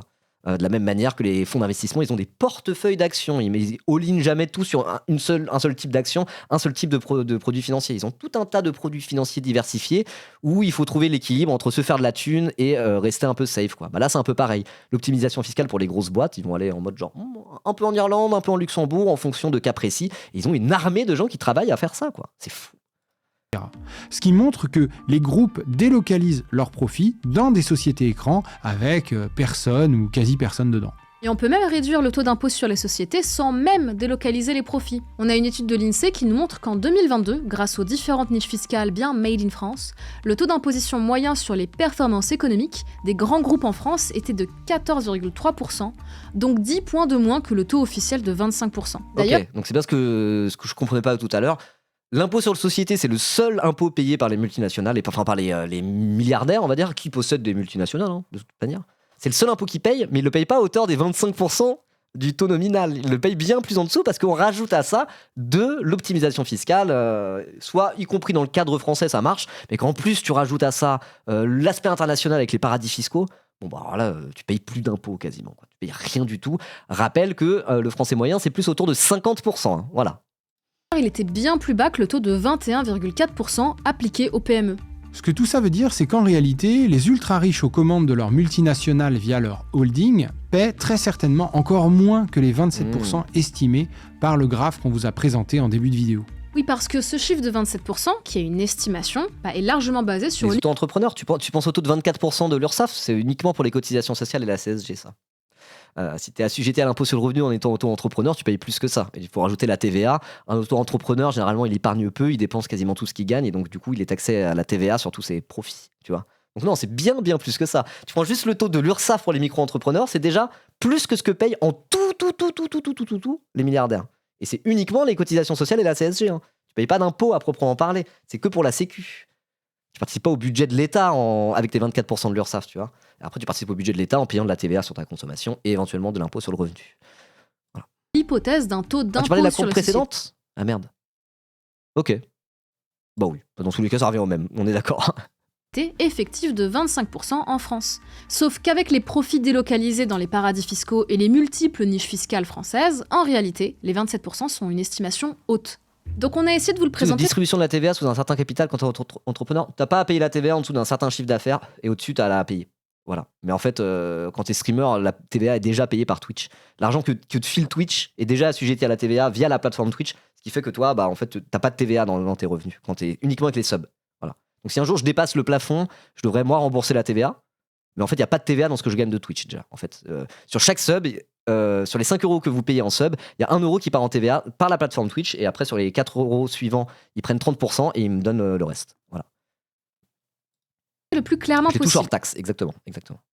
Donc c'est pour ça qu'en fait, moi je touche 70% de 4 € quand vous payez 5 €. Donc il y a déjà 20%, hop là, ça part dans le budget de l'État quand vous lâchez un sub. Donc voilà, n'hésitez pas à financer nos écoles, n'hésitez pas à financer nos hôpitaux publics, n'hésitez pas à financer l'État, même pour même l'armée, la police, si c'est ça que vous aimez. N'hésitez pas à financer l'État-providence français qui a besoin d'argent. Vous réduisez le déficit lorsque vous subez à la chaîne à hauteur de 1 € par sub. Voilà. Donc par exemple, si on veut réduire le déficit de 1 milliard d'euros, si là il y a 1 milliard de subs, ça fait 1 milliard d'euros de déficit en moins. Et en plus, moi, ça me fait plein d'argent que je vais dépenser et ça fera encore plus de TVA qui rentre. Donc n'hésitez pas à sub à la chaîne, quoi. Voilà. Les primes, c'est calculé différemment. Je sais pas trop pour les primes. Force de Bercy, Ça rapporte pour moins, des c'est tout ce que je sais. ultra-riches à la tête de grands groupes à base de holding, ça s'évite super facilement.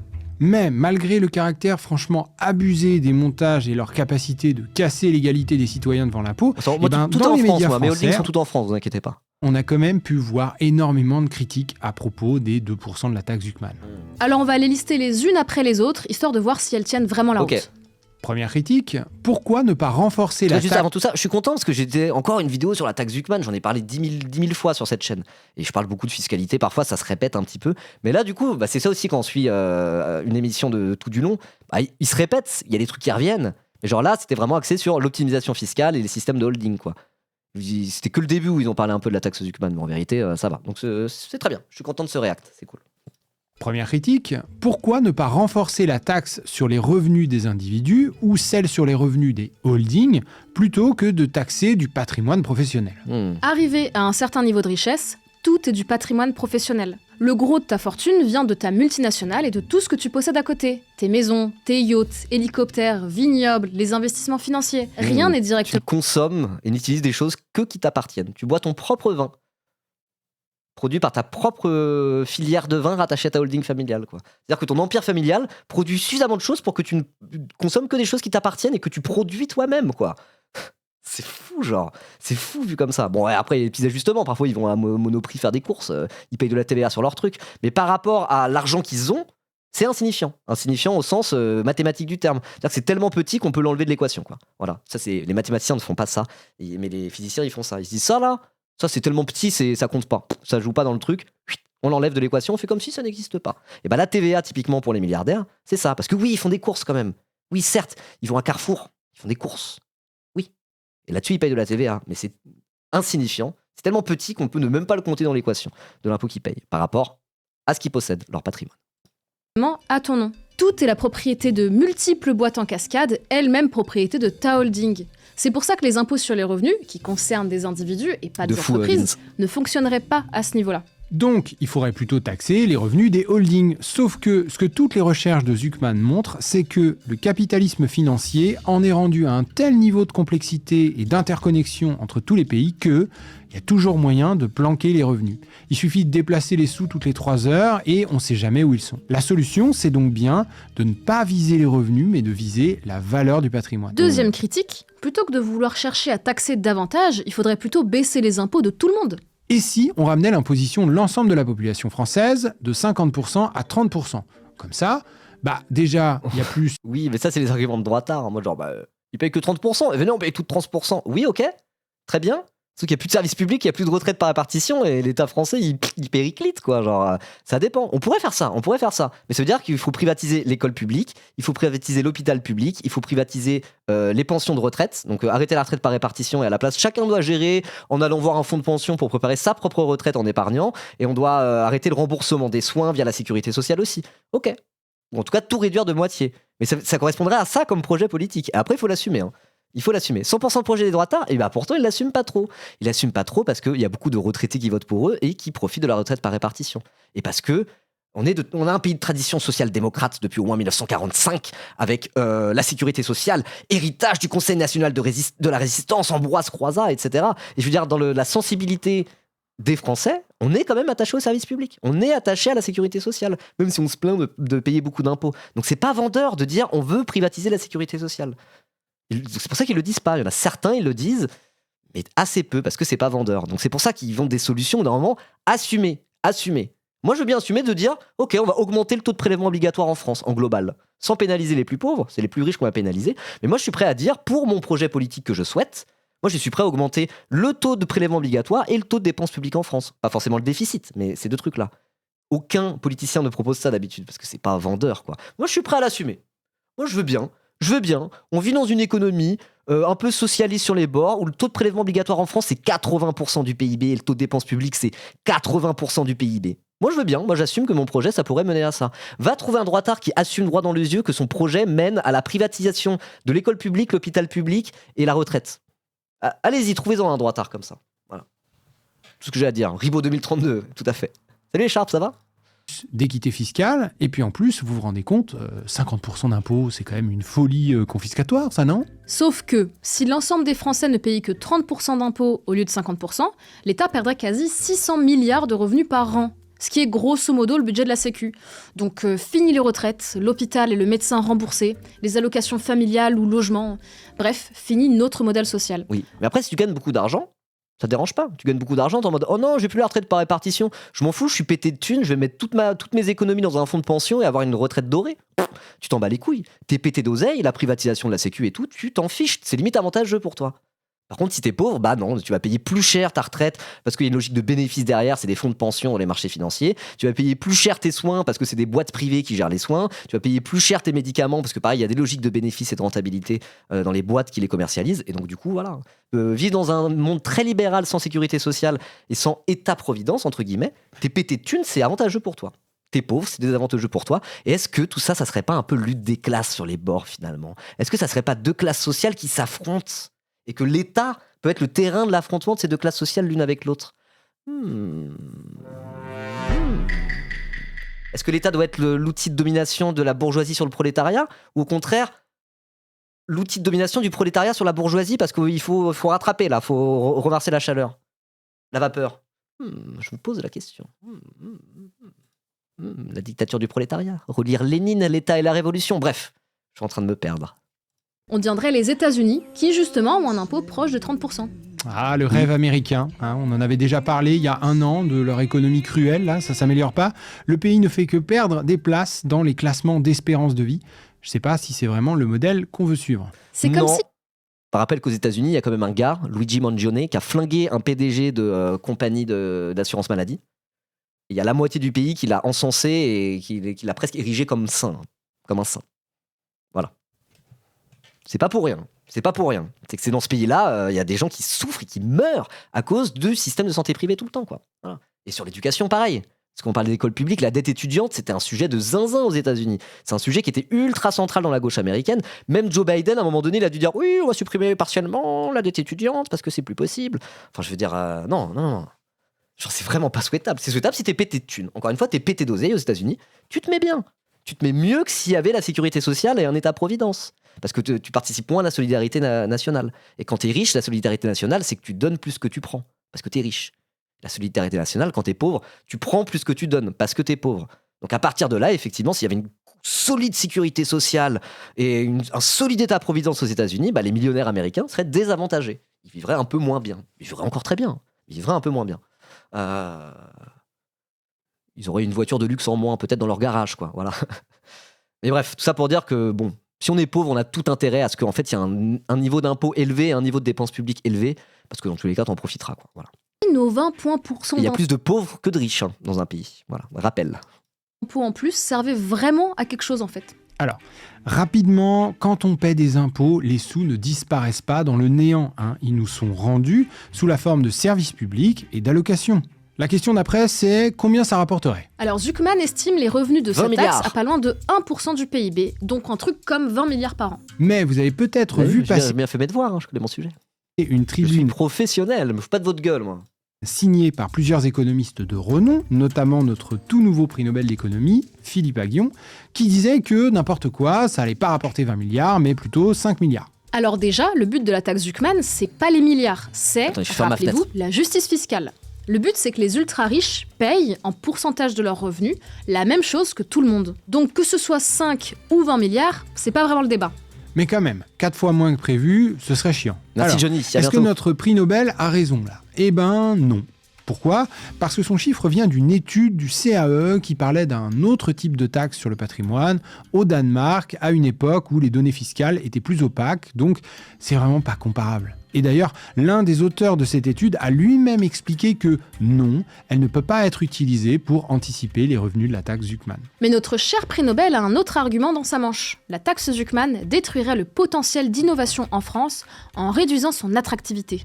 Moi, le seul problème que j'ai avec le dispositif que propose Gabriel, c'est que ça Ça me fait trop kiffer qu'ils s'appellent par leur prénom, quoi. Parce que c'est des collègues, ils se connaissent, c'est tous des grands économistes. Enfin, en tout cas, qui ont fait des études de fous, qui ont dû travailler dans les... Ils se connaissent, quoi, ils se connaissent. De la même manière que, je sais pas, Jean Massier et Clément Viktorovitch, j'imagine qu'ils s'appellent Jean et Clément dans la vie de tous les jours, vous voyez. Je prends un exemple de streamer, pour que vous compreniez. Et du coup, ils s'appellent par leur prénom, ça me fait marrer, voilà, quoi. inclut l'outil de travail. Tu mets ta taxe uniquement. En France, le travail ne paye plus. Il n'y a même plus d'ascenseur social. Tu n'es pauvre, tu resteras pauvre. Les restes, c'est un mensonge. Et bah oui, de plus en plus. C'était pas le cas de la génération de mes parents, par exemple. Mes parents, ils sont nés en 60 et 62. Et on pouvait s'enrichir par le travail. On pouvait se constituer un patrimoine, notamment immobilier, par le travail en partant de zéro, quoi. Alors après, il fallait travailler. Hein. Je dis pas que c'était des flemmards, évidemment. Mais en tout cas, voilà, t'avais un retour sur investissement, j'ai envie de dire, de par ton travail, quoi. Là, maintenant, c'est plus possible. Et d'ailleurs, il y a quelqu'un qui a très très bien documenté ça, on en parlait tout à l'heure, c'est Thomas Piketty. Et lui, il estime qu'on est en train de retourner à une société d'héritiers comme au 19e siècle. Et quand tu regardes concrètement les indicateurs économiques, les bons indicateurs économiques, c'est ça, quoi. C'est en mode, c'est la France de Liver Twist, on pourrait dire, tout simplement. La ressemblance avec Besancenot, du coup. Je vois ce que vous voulez dire, mais vite fait. Sûr qu'elle est payée. Je l'ai qu'à moitié, vais mettre je l'ai une qu'à taxe moitié. globale à l'américaine en France seulement. Tu vas Ils se ressemblent, mais je trouve qu'ils ont pas le même genre de dégaine du tout, quoi. Et donc, du coup, ils se ressemblent sans se ressembler. Vous voyez ce que je veux dire? Dans les traits, il y a un truc, effectivement, mais ils ont pas la même dégaine du tout. Transformer la France en prison petit fiscale frère. et tu vas rendre la France, tu vas faire tomber si, ouais, ok, la d'accord. Faut que j'imagine en mode ils sont de la même famille. Ils se ressemblent pas forcément, mais c'est deux frères. Ok, ouais. Ok. activité de la France. Si tu es quelqu'un qui démarre une boîte et est très valorisé, tu n'es pas un homme riche, tu n'as pas les revenus. Tu comprends? Non mais tu comprends, Gabriel? Toi qui travailles depuis des dizaines d'années là sur ce sujet, le sujet des grandes fortunes, alors que moi, c'est pas du tout mon domaine. Tu comprends que parfois, les riches sont pauvres? Bon, là, c'est assez simple de répondre. Si on a des travaux en économie qui montrent qu'innovation et impôt sur le revenu peuvent avoir un lien, en gros, quand c'est possible... Ça, c'est les travaux de Philippe Aghion. Philippe Aghion, il a eu son prix Nobel en travaillant sur l'innovation. Et du coup, il dit pas que des bêtises, Philippe Aghion. Là n'est pas le problème. Les travaux qu'il a fait, qui l'ont amené à son prix Nobel, je pense pas que ça soit un tissu de conneries qu'il faut balayer d'un revers de la main. Là n'est pas la question. C'est juste que... on l'amène et on l'érige en mode genre regardez-le, un prix Nobel, du coup c'est lui qui a raison plus que Zuckman. Et du coup il arrive, il défend pas la même doctrine économique, il est plus libéral que Zuckman. Il a le droit. Ça n'invalide pas les travaux qu'il a pu faire par ailleurs.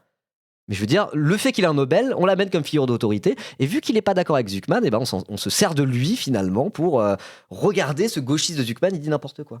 Mais en fait, Zuckman ne dit pas n'importe quoi. Et Philippe Aghion, sur les choses qu'il connaît, sur le truc où il a eu son prix Nobel sur l'innovation, ne dit pas n'importe quoi non plus. C'est juste qu'ils sont pas d'accord, parce qu'il y a des économistes qui sont pas d'accord. Et je veux dire, moi, j'estime que Gabriel Zuckman a raison, et sur les grandes fortunes, en tout cas, il a beaucoup plus travaillé là-dessus, donc il est beaucoup plus légitime à en parler que Philippe Aghion, malgré le fait que Aghion ait eu le dernier Nobel, quoi. Voilà. Alors oui, c'est le prix de la Banque de Suède, en réalité. C'est pas un vrai Nobel, le Nobel de l'économie, c'est un prix de la Banque de Suède, mais tout le monde dit Nobel, ça va, c'est bon, tranquille. Non, je suis essoufflé. Et toutes choses égales par ailleurs, les innovateurs préfèrent les pays avec moins d'impôts sur le revenu. Par contre, il n'y a rien sur le lien entre innovation et impôt sur le patrimoine. Et ça semble assez logique que quand on en arrive à être multimillionnaire, c'est que l'innovation a déjà pris en fait. La phase d'innovation difficile et incertaine, celle qu'on veut encourager, elle arrive. Alors je lis juste ce commentaire parce qu'on voit qu'il y a des gens qui connaissent un peu les bails. Moi, je n'ai pas fait du tout d'études en économie. J'aurais bien aimé, je pense. J'aime vraiment bien l'économie. En plus, j'ai été prof de maths.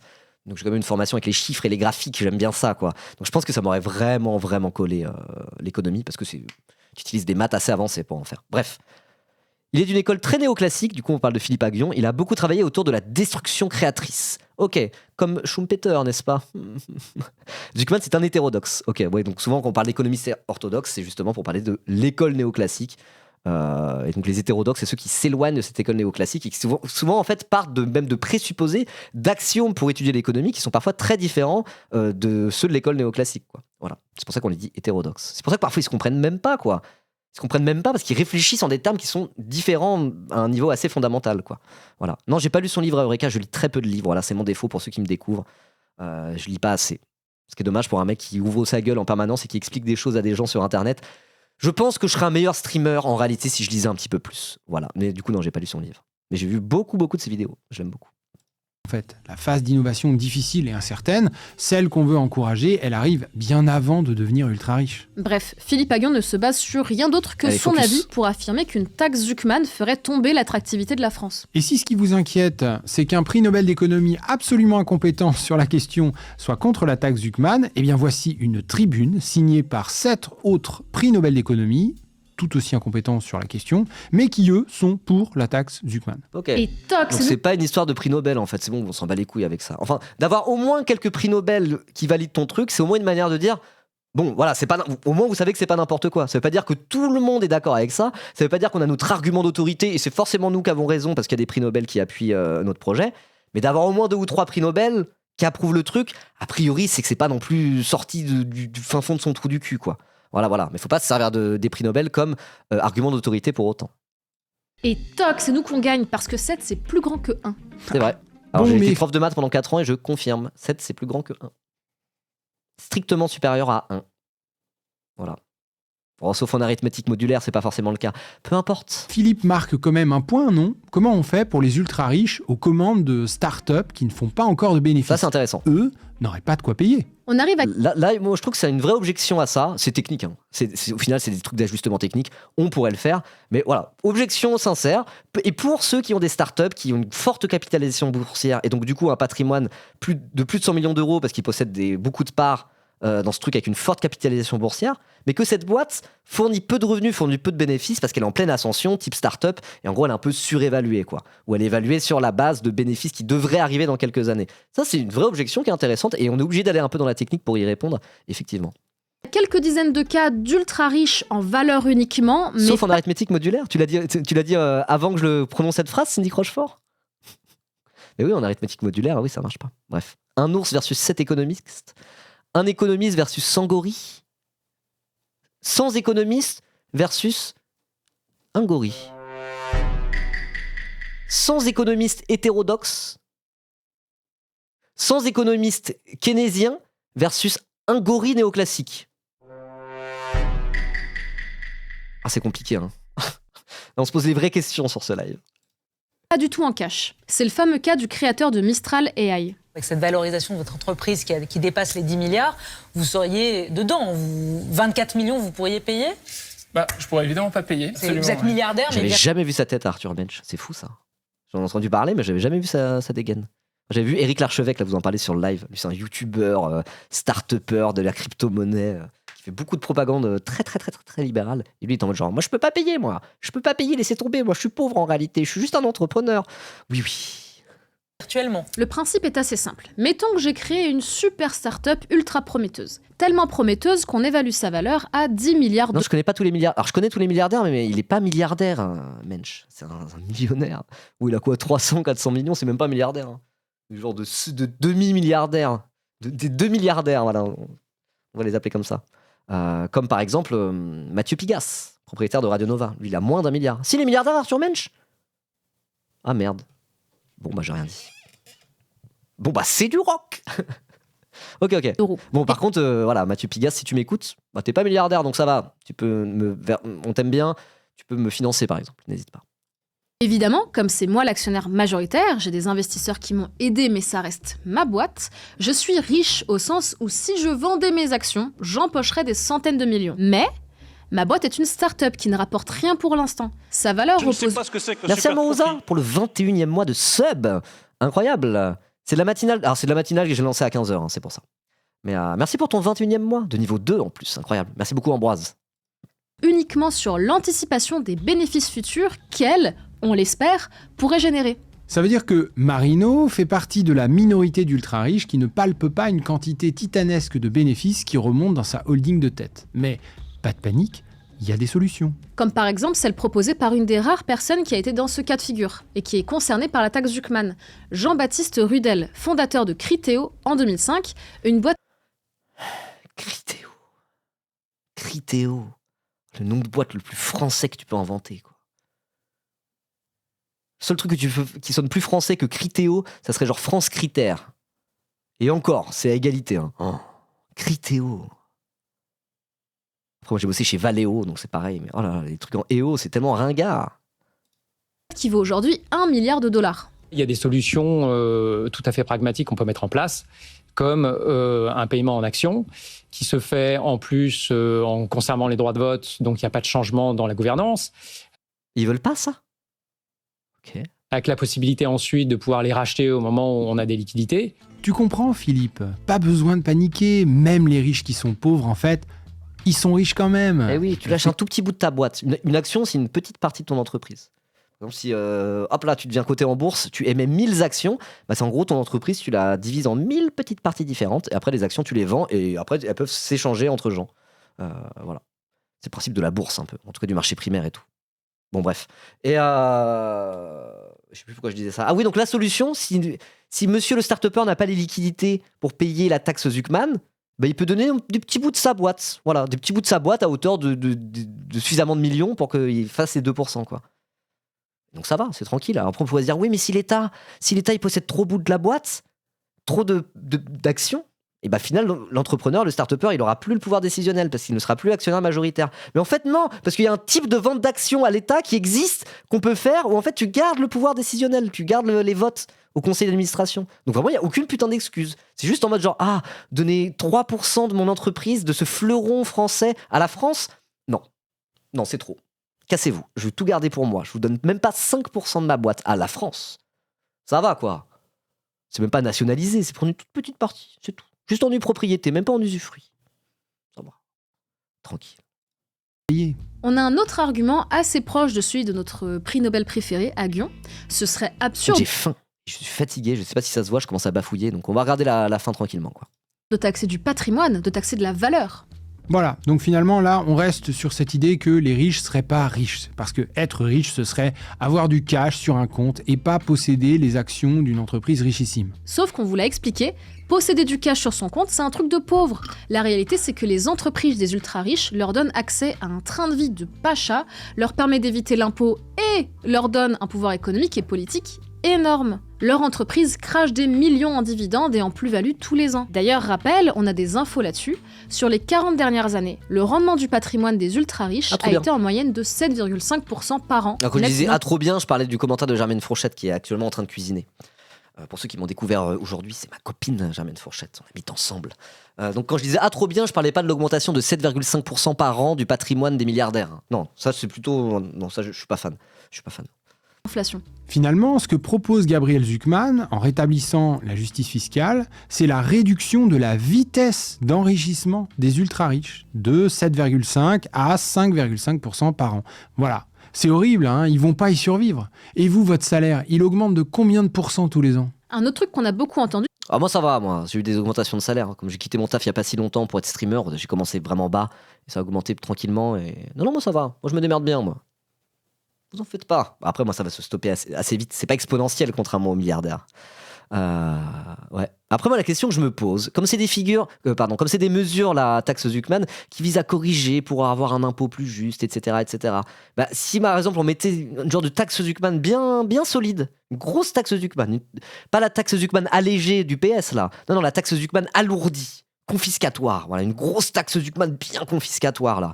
Et ben à un moment donné, ça aurait suffisamment réglé les inégalités et ça aurait suffisamment, on va dire, freiné l'ascension du patrimoine des milliardaires. Et donc au final, juste, ça ferait qu'ils sont à un patrimoine constant. Mais ils seraient encore beaucoup trop riches en réalité. Vous voyez ce que je veux dire ? Donc tout ça, ça reste de la mesurette quand on voit sur le temps long. Si jamais il y avait une grosse taxe Zucman, mais qui rapporte pas 15 milliards, qui rapporte 50 milliards par an, qui se mettait en place uniquement sur les méga giga milliardaires, bah au bout de 10 ans, logiquement, les méga giga milliardaires, ils le seraient un peu moins, quoi. Ils le seraient un peu moins. Mais je veux dire, ils seraient quand même milliardaires. Vous voyez ce que je veux dire ? Ça serait quand même trop. Ils posséderaient quand même beaucoup trop de capital par rapport aux travailleurs qui n'en possèdent pas et qui sont exploités. Donc je veux dire, tout ça, ça reste un peu de la mesurette, quoi. Ça dépend où est-ce qu'on place le curseur, quoi. C'est un peu de la mesurette, mais il y a une charge symbolique, on va dire, très très très très forte sur la taxe Zucman, parce que c'est s'attaquer au patrimoine des milliardaires. Et donc voilà, c'est en mode, oh là là, les milliardaires capitalistes possèdent tout. Et on va sur ce terrain-là, donc ça serait déjà une grosse victoire, on va dire, idéologique de pouvoir faire passer une taxe Zucman. Mais en réalité, si on veut vraiment un monde juste, un monde sans classe sociale, un monde de justice et d'égalité, va falloir... C'est pas juste la taxe Zucman qu'il faut, quoi. À un moment donné, il faut aller plus sur le rapport au travail, qu'est-ce que c'est que le travail, pourquoi on travaille, dans quelles conditions, et l'exploitation, évidemment. Bref. C'est que taxer le patrimoine mais voilà, serait... Zucman, il a dit 2%, c'est un minimum. Tout à fait. Mais même une grosse taxe Zucman. Je veux dire, à un moment donné... Ou alors, la logique d'une taxe Zucman poussée à son maximum, ça serait plus une taxe, ça serait collectiviser les moyens de production, ça serait socialiser la société. Voilà. Donc c'est pour ça que ça n'a pas vocation non plus d'être à 10% une taxe Zucman. Vous voyez ce que je veux dire ? À ce moment-là, faut faire des trucs plus fondamentaux, quoi. Comme limiter la propriété privée, par exemple. Voilà. Anticonstitutionnel. Vous voyez ce que je veux dire, Là, je suis en train de me dire, bon, il était bien ce réac, mais j'ai pas été assez radical. Faut que j'aille un petit peu plus loin, voilà. Parce que je suis quand même un militant qui essaie de faire véhiculer des idées. Et j'essaie qu'elles soient un petit peu... d'aller au fond des choses, quoi. Voilà. Ok, alors là, l'argument est un peu technique, mais on va essayer d'aller vite. Quand on a mis en place l'ISF dans les années 80, les riches devaient... Bon, voilà, j'ai essayé de faire ça, là, mais de le faire premier degré, sans mettre la scène rigolote où je suis genre « Ouais, vive le communisme !» J'ai essayé de le faire en finesse, premier degré, de manière bien amenée. Voilà, c'est juste ça, tranquille.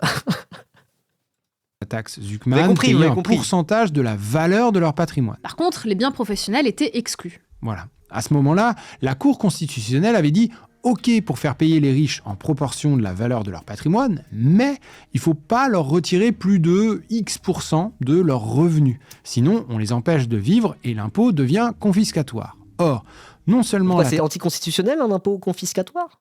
C'est un vrai truc, impôt confiscatoire. Moi, je pensais que c'était une phrase que les droitards ils disaient pour critiquer la gauche, en mode vous faites des impôts confiscatoires. Mais non, c'est un vrai concept fiscal défini dans le droit français. Eh bah, je savais pas. J'ai appris un truc aujourd'hui. C'est pas un vrai truc, y a pas de définition. Ah, mais mettez-vous d'accord, le chat. Mettez-vous d'accord. Égalité de tous devant l'impôt.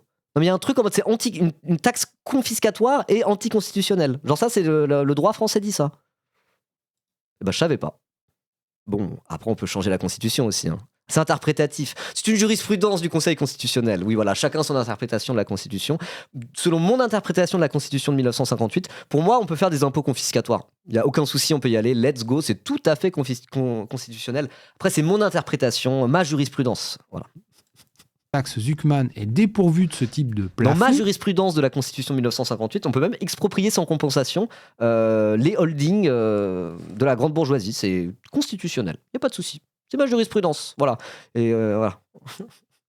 Et si vous n'aimez pas la jurisprudence de la Constitution, inventez la vôtre. Mais surtout, étant donné que les ultra-riches conservent l'immense majorité de leurs revenus dans leur holding, eh bien, il y a des chances que leur revenu imposable soit plus faible que les 2% de la taxe Zuckman. Petit exemple chiffré. La valeur du patrimoine de notre ultra-riche, c'est 100 millions d'euros. La rentabilité de son patrimoine, c'est 7%, donc il a... C'est long, j'avais pas capté qu'elle faisait 34 minutes la vidéo. Là, j'avoue, je commence à être épuisé. Voilà. 7 millions de revenus qui remontent dans sa holding. La taxe Zuckman est à 2%, donc on lui demande de lâcher 2 millions. Mais lui ne se verse que 1 million en revenus sur son compte courant. Du coup, la taxe Zuckman représente 200% de son revenu imposable. Et donc, la Cour constitutionnelle considérerait forcément ça comme confiscatoire. Le truc, c'est que quand la Cour avait rendu cet avis dans les années 80, et puis on en avait reparlé sous Hollande en 2013, quand il avait voulu mettre une tranche d'impôt sur le revenu à 75%, on savait pas que les ultra-riches payaient 2 fois moins d'impôts que le reste des Français. La recherche en économie n'avait pas encore tranché là-dessus. Mais maintenant, on a... Oui, donc c'est une façon de dire...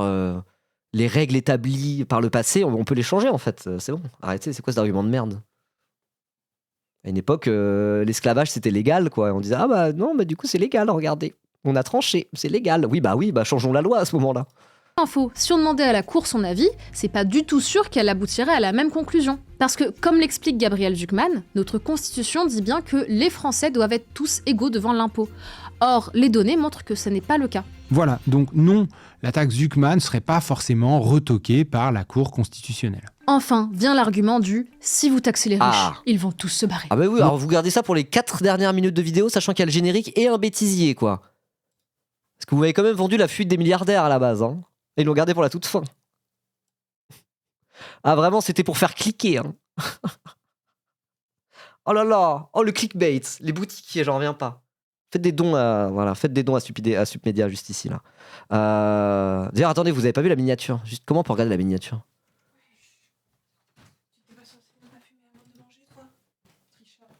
Bon, mais la miniature aussi, elle était très bien. C'est une miniature clickbait un peu. Il y a une guillotine derrière, ils font oh, comme le Wojak. Voilà. Bon bref. Allez, on va regarder la fin de la vidéo. Donc oui, est-ce que les riches vont partir et prendre tout l'emploi des Français avec eux? Oh non, les riches sont partis avec tout l'emploi des Français. Il n'y a plus d'emploi. Zut. Est-ce qu'il va se passer ça? Alors, grand classique, hein, je vous rappelle que seuls ceux qui ont des centaines de millions et encore plus échappent à l'impôt en France. Donc, si ceux qui ont des dizaines de millions paient leurs 55% d'impôts sans se barrer, pourquoi faudrait-il avoir peur que les riches du dessus le fassent? Et oui, les riches qui émigrent parce qu'ils se sentiraient trop taxés, c'est un phénomène réel, mais marginal. On dispose de pas mal d'études économiques sur le sujet. On en avait parlé dans un précédent épisode en mentionnant le cas des États-Unis, où l'impôt sur le revenu est différent d'un État à l'autre. On avait expliqué que non, les riches ne déménagent pas, même au sein de leur propre pays, pour profiter de taux d'imposition plus bas. Donc voilà, on vous renvoie à cette vidéo où on expliquait qu'il y a c'est l'exemple que je dis toujours par rapport à ça. Bernard Arnault, Bernard Arnault, il est en Belgique à un moment donné. Il n'y a pas eu un truc comme ça? Mais enfin, je veux dire, Bernard Arnault, la famille Arnault, qui rachète Paris morceau par morceau, genre.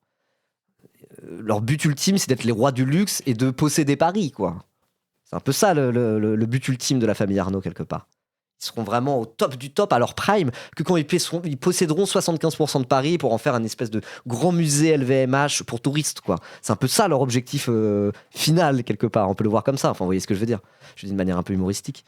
Mais du coup, ils peuvent pas faire ça s'ils se barrent de France. La famille Arnault, le luxe français, le bon goût à la française et le luxe mais ils sont plus en France, ils sont barrés pour faire des économies. Ça fait cheap. La famille Arnault qui se barre de France, ça fait cheap. Et du coup, LVMH, ça peut pas faire cheap parce que c'est le luxe et c'est le luxe français. Donc déjà, ils sont coincés ici. Bernard Arnault, tu restes ici, on va te taxer. Vas-y, essaie de te barrer. Ta marque, elle va faire toute cheapos parce que tu n'auras plus le prestige de la ville lumière et de la France. Donc voilà, il y a ça, quoi. Du coup, les milliardaires, ils sont quand même attachés à la nation dans laquelle ils s'inscrivent parce que c'est là qu'ils ont fait leur thune et ils peuvent pas se barrer comme ça, quoi. Ils peuvent pas se barrer comme ça. Voilà. Bon, il y en a qui le font, mais c'est marginal, quoi. Voilà. Sur le comportement des riches, que c'est pas si évident qu'ils partent et que quand bien même ils le feraient, on pourrait mettre des outils en place pour les contrer. Par exemple, la taxe Zuckman prévoit une clause qui rend les contribuables concernés redevables de la taxe jusqu'à 5 ans après leur déménagement. C'est déjà une bonne base, ça. Bon, 5 ans, c'est bien. Retient de... 5 ans, ça laisse pile le temps de faire un plan quinquennal pour planifier l'économie. Nickel, hein. Vas-y, on prend. Tout ça. Eh ben, vous payez entre 45 et 55% d'impôts. Les 1800 Français les plus riches n'en paient que 27 parce que leur épargne est bien au chaud dans leur holding et peut-être même encore moins grâce à l'optimisation. La fraude. Voilà, l'optimisation à l'impôt sur les sociétés. Si les sondages d'opinion ne sont pas toujours à suivre les yeux fermés, là on peut quand même noter que la majorité des Français est favorable à la taxe Zuckman, peu importe leur couleur politique. On dirait bien que... Mais oui, mais parce que ça, c'est des trucs absolument évidents. Tout le monde voit que les milliardaires, ils vivent selon leurs propres règles et que c'est quand même... Ça pose un problème, quoi. Il n'y a même pas besoin d'être un turbo-gauchiste pour savoir ça, c'est évident, quoi. Il suffit de regarder même toutes les œuvres de fiction qui parlent un peu de ça, quoi. Enfin, voilà, les dragons célestes dans One Piece, j'en parlais tout à l'heure. Alors, c'est sur un autre réact, là. Mais dans le manga, qui sera bientôt le livre le plus vendu de l'histoire, ou peut-être pas, parce qu'il y a les livres sacrés et tout, quoi. C'est un truc ultra méga giga grand public, One Piece à l'échelle internationale, et dedans t'as une espèce de petite caste qui vit au-dessus des lois, qui ont droit absolu sur les misérables humains, etc. C'est ultra standard comme thème même dans la fiction, quoi. Et dans beaucoup de cultures, quoi. Donc oui, quand on voit la famille Arnault et la famille Pinault et tout ça, le français moyen, quand même, il se dit que ça pose peut-être un souci quelque part, quoi. Les Français et moi, Français... c'est ça qui me donne l'espoir pour la suite. Ça où je me dis qu'on a un avantage structurel, nous, la gauche, c'est qu'à un moment donné, ça se voit, quoi. Ça se voit. Ce qu'on dénonce, ça se voit un peu quand même, quoi. Se rendent bien compte de l'injustice fiscale dont profitent les ultra-riches. Sur le plan des arguments, on l'a vu, il n'y a aucune critique qui tient sérieusement la route. La taxe Zuckman, c'est juste un correctif pour avoir... Voilà, c'est la saucisse, notre avantage. On vit dans une société. Et ça, tout le monde le voit. À méditer. Pas une progressivité, juste une égalité devant l'impôt. Même en leur prenant 2% par an, les ultra-riches continueraient de s'enrichir plus vite que le reste de la population. Donc il n'est même pas question de réduire les inégalités. On est vraiment en train de défendre le minimum du minimum. Et le fait qu'on ait à batailler autant juste pour le minimum, c'est inquiétant. Parce qu'après la taxe Zuckman, il faudra aussi certainement qu'on s'attaque franchement au pouvoir antidémocratique des ultra-riches et de leur holding, qui détiennent des pans entiers de l'économie dans des montages opaques et complexes qui contournent nos lois. Et oui. Donc voilà. Et oui, je rajouterais même après l'exploitation, quoi. Les travailleurs, ils sont exploités et du coup, ça leur fait des vies un peu pourries où ils sont aliénés par leur travail, etc., etc. Ça, quand tu parles de fiscalité, tu n'en parles pas. Quand tu parles d'économie, tu en parles assez peu, en réalité. Alors que oui, tout ça cache une énorme partie du problème sur comment l'économie fonctionne. C'est que comment ces milliardaires deviennent milliardaires, quoi. Et ça, quand on parle de fiscalité redistributive, on n'en parle pas, quoi. On n'en parle pas. Donc moi, c'est des sujets dont j'aime beaucoup parler, mais quand même, j'ai un petit truc en moi qui me dit est-ce que je suis vraiment fidèle à mes convictions les plus profondes quand je suis dans mon arc fiscalité ? Je me pose la question. Guillotiner les ultra-riches ? Non. Non ? Non. On est des personnes respectables, Oui. on ne veut pas la bagarre. Même si on gagnerait la bagarre parce qu'ils sont que 1800. Bon, mais leur... Ok, 100 hommes versus un gorille, très bien. 60 millions de Français contre 1800 milliardaires. Qui gagne ? Faire payer leur part comme tout le monde, Après, ça dépend. Puisque les milliardaires ont l'État et le bras armé de l'État à leur service, l'armée, la police, ce qu'ils appellent la violence légitime. Ouais. Oui, et puis après, guillotiner leur holding, faudrait peut-être y penser. C'est propre, rapide et efficace. Je suis impressionné, monsieur Guillotin. Merci d'avoir regardé cet épisode d'Argent Magique. Si cette émission existe, c'est grâce à vous. N'hésitez pas à suivre nos 2 chaînes pour plus de contenu économique. D'ailleurs, on vous rappelle qu'on fait partie d'un collectif Stup Media, donc n'hésitez pas non plus à aller voir les autres membres. Et nous, on se retrouve le mois prochain. Let's go! Ah ouais! Puissance! Qui détiennent des pans entiers de l'économie. On va pas regarder les bloopers. J'aime bien les bloopers, mais je trouve que ça marche pas du tout en React. Du coup, je regarde, je fais je sais pas. En React, j'aime pas regarder les bloopers. Je la regarde d'habitude, mais j'ai réalisé que j'aimais pas trop les faire en React. Voilà. En tout cas, trop bien. Hein. Je vous remets le lien de la vidéo pour ceux qui veulent le lien de la vidéo. Encore un classique. Hein. Encore Argent Magique qui plie un classique. Qu'est-ce que vous voulez que je vous dise de plus? En tout cas, moi, je vais m'arrêter là. Et si vous avez été au bout de la VOD, là, je sais pas combien de temps elle dure, mais elle doit durer bien longtemps, et bah félicitations. J'espère que ça vous a plu. Et si vous n'êtes pas encore abonné, et vous avez maté 2 heures la vidéo en entier, bah abonnez-vous. Là, franchement, ça serait con de pas le faire.